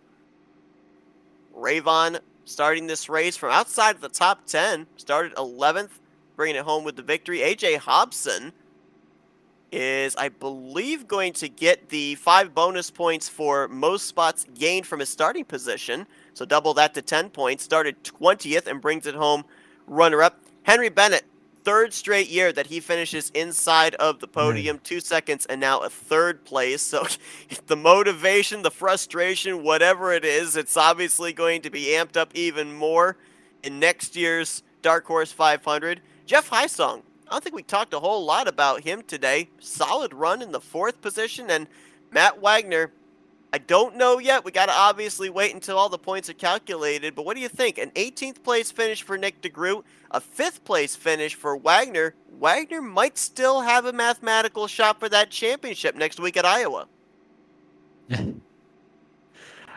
Iowa's going to bring a lot of things light, but I'm not sure how great of a chance Forsyth will have at Iowa. I think we just have to wait till the points get added, and then obviously the double points get added and see what happens. Alec Coates, great run there for the one-off driver. He will bring it home in 6th. James Watson started the race from pit road, had that unscheduled stop under pacing, and he's going to bring it home in 7th. Eric Schaus, talk about a fighter. He was a lap down for the first half of this race, took a wave around, got a timely caution, stayed on the lead lap, and brings it home in 8th. Yari Brubacher there in 9th after he had some early issues. And Craig Forsyth, involved there in that incident late, had to be back in the field, fought his way up for a top 10 run. We'll have to wait and see just where exactly this positions him for the season finale next week. On down from 11th place. Good runs by some of these guys making their debuts in the series. Jack Walls, he was a lap down a couple of times. Got a couple free passes. 11th for him. Sebastian Kinder in 12th. Joe McAdory returning back. 13th. Thaddeus McMurray and Charles Teed completing out the top 15. Gary Corley was the last driver to make it back to the start-finish line on the lead lap. Then Mike Gibson, 17th. Nick DeGroot, 18th place here today after spending the majority of the race up inside of the top 5. Had the internet problems near the end of this race. Involved in that wreck that didn't bring out a caution. Finishes 1 lap down. We'll have to wait and see if 18th is enough to be able to keep the rest of the competition at bay en route to his 2nd championship of his Dark Horse Racing Series career. And there you see the rest of the finishing results. Eric Peterson, Ryan Mullis, Jim Herrick, Gail Brooks, and Justin Newcomb did not reach the conclusion of this race. They all finished back in the garage area. Well, definitely a lot of different storylines here today. Wondering about what the thoughts are of these top 3. As you mentioned, didn't seem to you that these guys were really fans of each other. We'll see if we can get some thoughts from them here. As let's kick things off with the guy that brings it home 3rd place here today. Let's see if we can talk with Henry Bennett. Hey Henry, it's Matt and Seth up here in the FRM booth. You got us? I hear you. And a hard-fought race for you here today. Strong race car up inside of the top 5, really the top 3 all day long. We knew that this race was going to be crazy at the end. Little did we know it was going to be a 3-lap shootout. You and Ravon and Hobson mixing it up even before then. I mean, describe that from the cockpit of the 007. Yeah, it's pretty intense at the end there, even before the caution. We were racing pretty hard, and we knew we had to get near the front in the top 3 in case there were any separations in the group. in order to have a chance of the win. It's so hard once you've got a gap of like a second or more. It's so hard to make that gap up with the way the draft works here. So, yeah, at the end, we knew the first caution after the restart would end the race. So it was a matter of trying to get your nose ahead. But it's smart of Rick to wait to restart the race right to the last moment. So there's less opportunities to get a draft behind him on the restart, and more opportunity of chaos behind. Most people would do similar, but it does make it more difficult for everyone behind. AJ got a start and was alongside Rick before turn 1, which is interesting. And yeah, then with the two of them dominating the bottom lines, it was very difficult to. It would have been very difficult, even if it ran to the end, to get a nose in there to compete for the win. So yeah, hats off to everyone in the race. It was a relatively clean race, loads of close fighting. Hats off to guys like Nick and Craig who put on a great show all race, racing really clean and competitively. And yeah, hats off to Rick for winning one of these. I'm a little bit jealous of the prize he's going to get. Let me follow up that statement, because obviously there's a little bit of sting that comes with that. I mean, you finished bridesmaid a couple of times, finished third again. I mean, I think even Seth said it multiple years in a row, but you finished in the top 3. You've been here every time, but man, when are you going to get that win?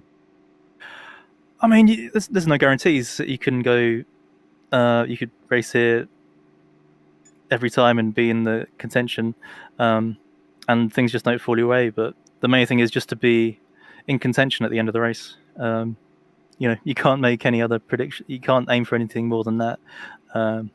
So yeah, luck really does have to fall your way to get that win. You can do everything you can, like the tactics and the restarts and using traffic, pit stops, everything like that. But there's luck involved, and you can't guarantee the luck's ever going to go your way. So maybe one day. Being in the conversation for the victory is something you've been consistently able to do for the past 3 seasons, Henry. Another solid outing for you here today. Congratulations on the podium run. And now we'll give you the opportunity to do thank yous and shout outs to the people and sponsors that got you here. Massive thanks to Factory Backed Motorsports. Haven't driven with them since I left the series at the end of last season. And yeah, really happy to be back with them. Running with Nick or Race was a lot of fun, and working strategy and tactics really well together. So yeah, big thanks to them. That's Henry Bennett. He's your 3rd place finisher here this season of the Dark Horse 500. Congratulations once again, Henry, and maybe next year when this event is run again, we'll be talking to you in Victory Lane. Thanks, guys. All right, let's see if we can get our runner-up finisher, AJ Hobson. AJ, Matt and Seth up here in the FRM booth. You got us? Yes, sir. Oh, man, I'll tell you what. How about that? Best finish of the season for you here in the big one, the Dark Horse 500. Got a heck of a restart there. Was able to get alongside the race leader going into turn number 1, timing it perfectly. I mean, what little more do you need to be able to get him? And if you'd had that extra lap under green flag conditions, did you have a pass set up? Yeah, I think if I was, able to keep him pinched down in the corners, maybe just another lap, like you said, I might have had, enough drive off the corner to just squeeze by on the top. It's just so hard to get past that car on the bottom lane, on the first few starts or the first few laps of the restart. And unfortunately, we were close, but, we didn't get the job done. Let me go ahead and head back to that last lap. So did you ever get any indication that a caution was coming out there at the end? Because I noticed you guys were basically just banging off each other. I was like, did he get the call that someone's wrecking in the back?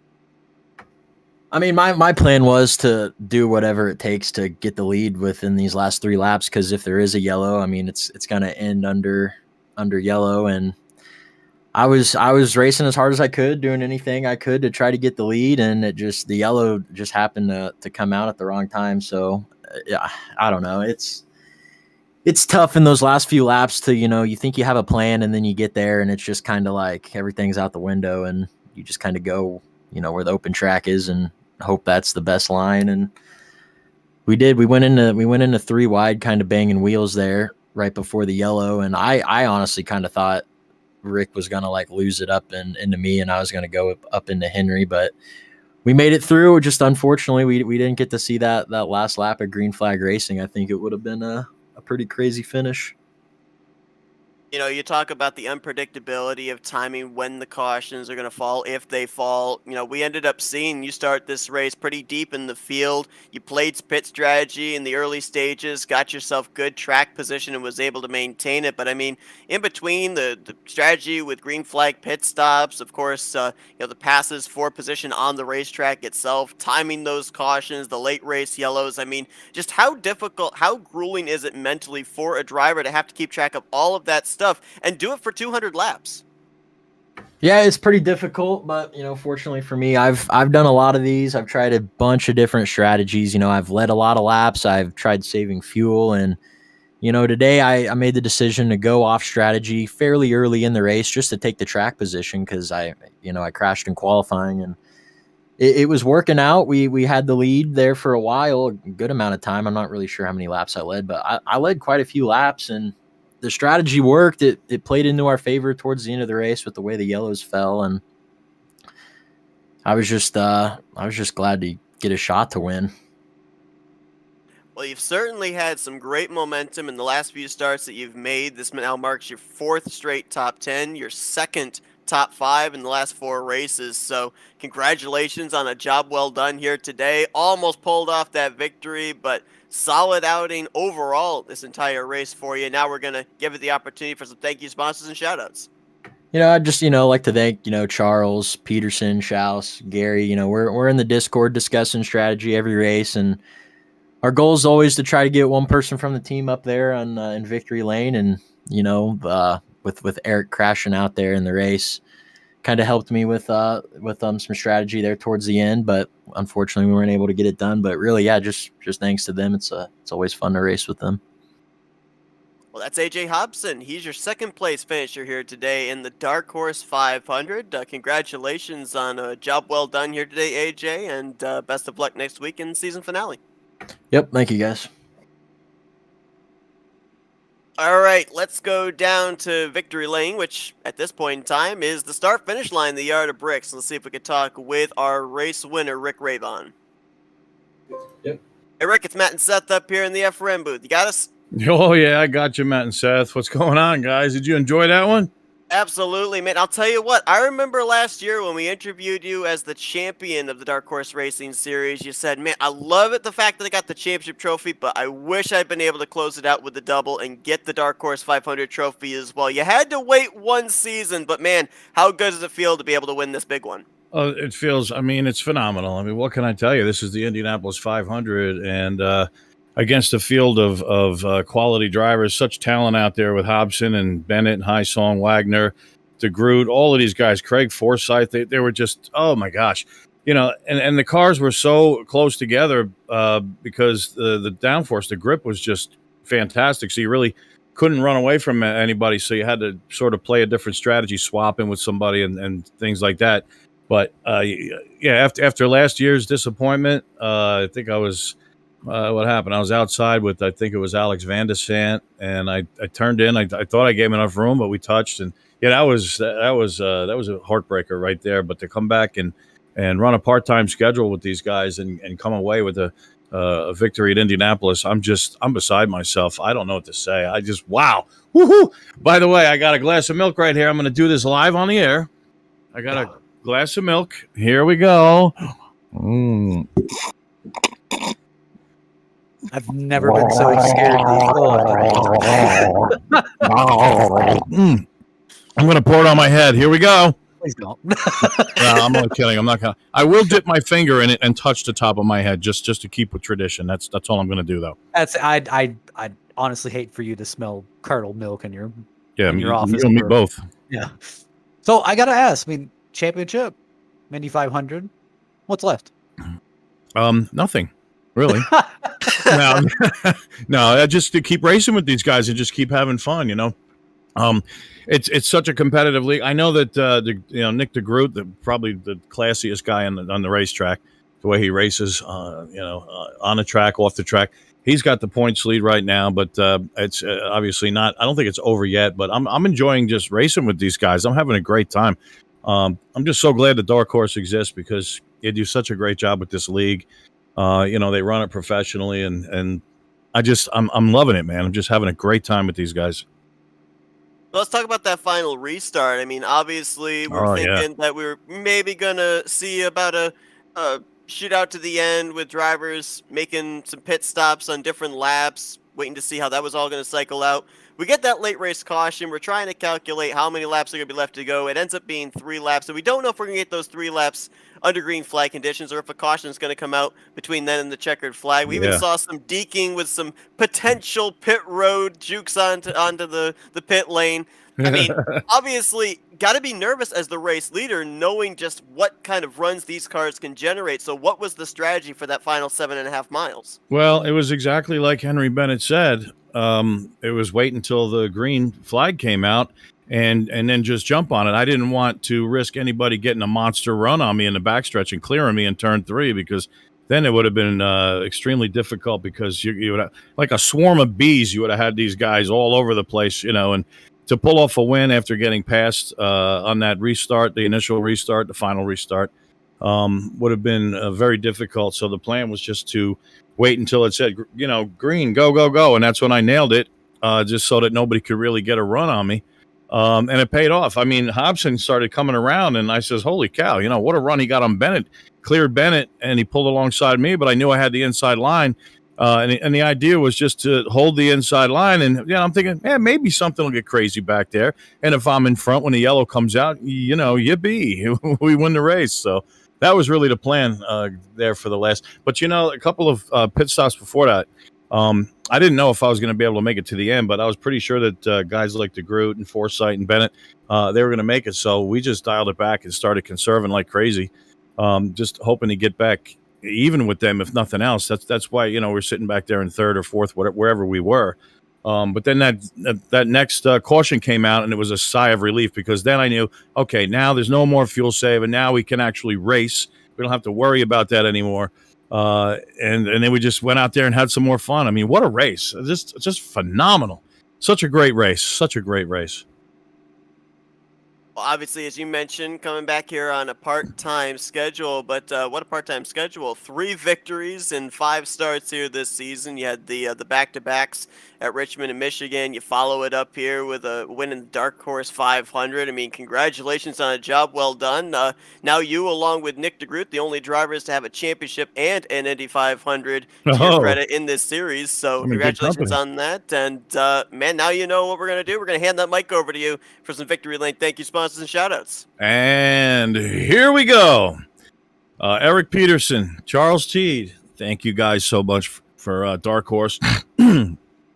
And FRN, I want to thank you guys up in the booth. Seth and Matt, you guys do a great job. I kind of do miss Scott Rankin. I wish that he was here to see this. That's my boy. And I just want to thank the drivers out there, the top 5, Hobson, Bennett, Heisong, Wagner. Just a great job. The racing was just so close because the cars are stuck like glue, but I think, what do we have? I think maybe 3 cautions before the end of the race. I mean, that was just fantastic for a 500 miler. Just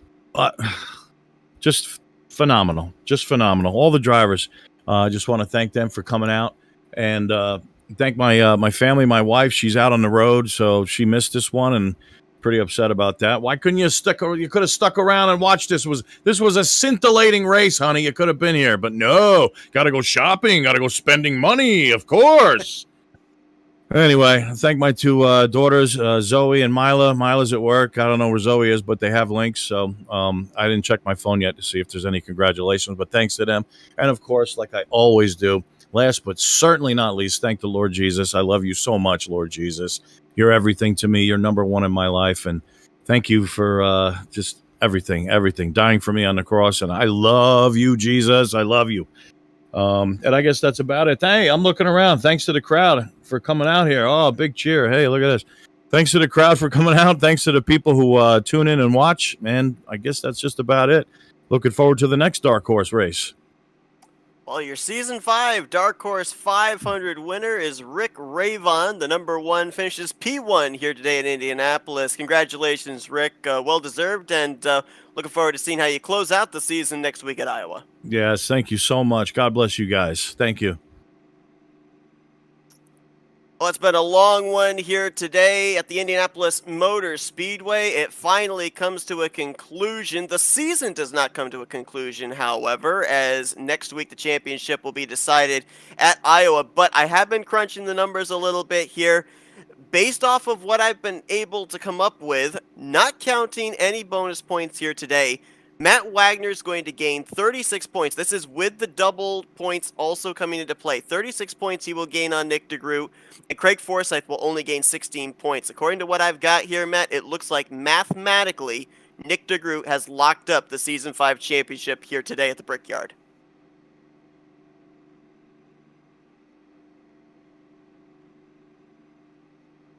I think maybe giving him one math problem too many has broken him. But it's looking like Nick DeGroot my apologies. But no, obviously we could obviously tell that that instant with Craig Forsyth late in the race, where he easily lost out in a potential top 4 finish, where it was almost handed to him with a top 4 finish, that hurt him immensely, and it's not too surprising to see that again. Unfortunately, it just isn't going to come to be.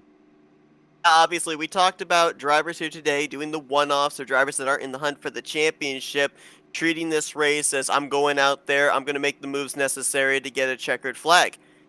If the championship's already decided now, what kind of mentality is the entire field going into Iowa with as the season finale? I'll send it.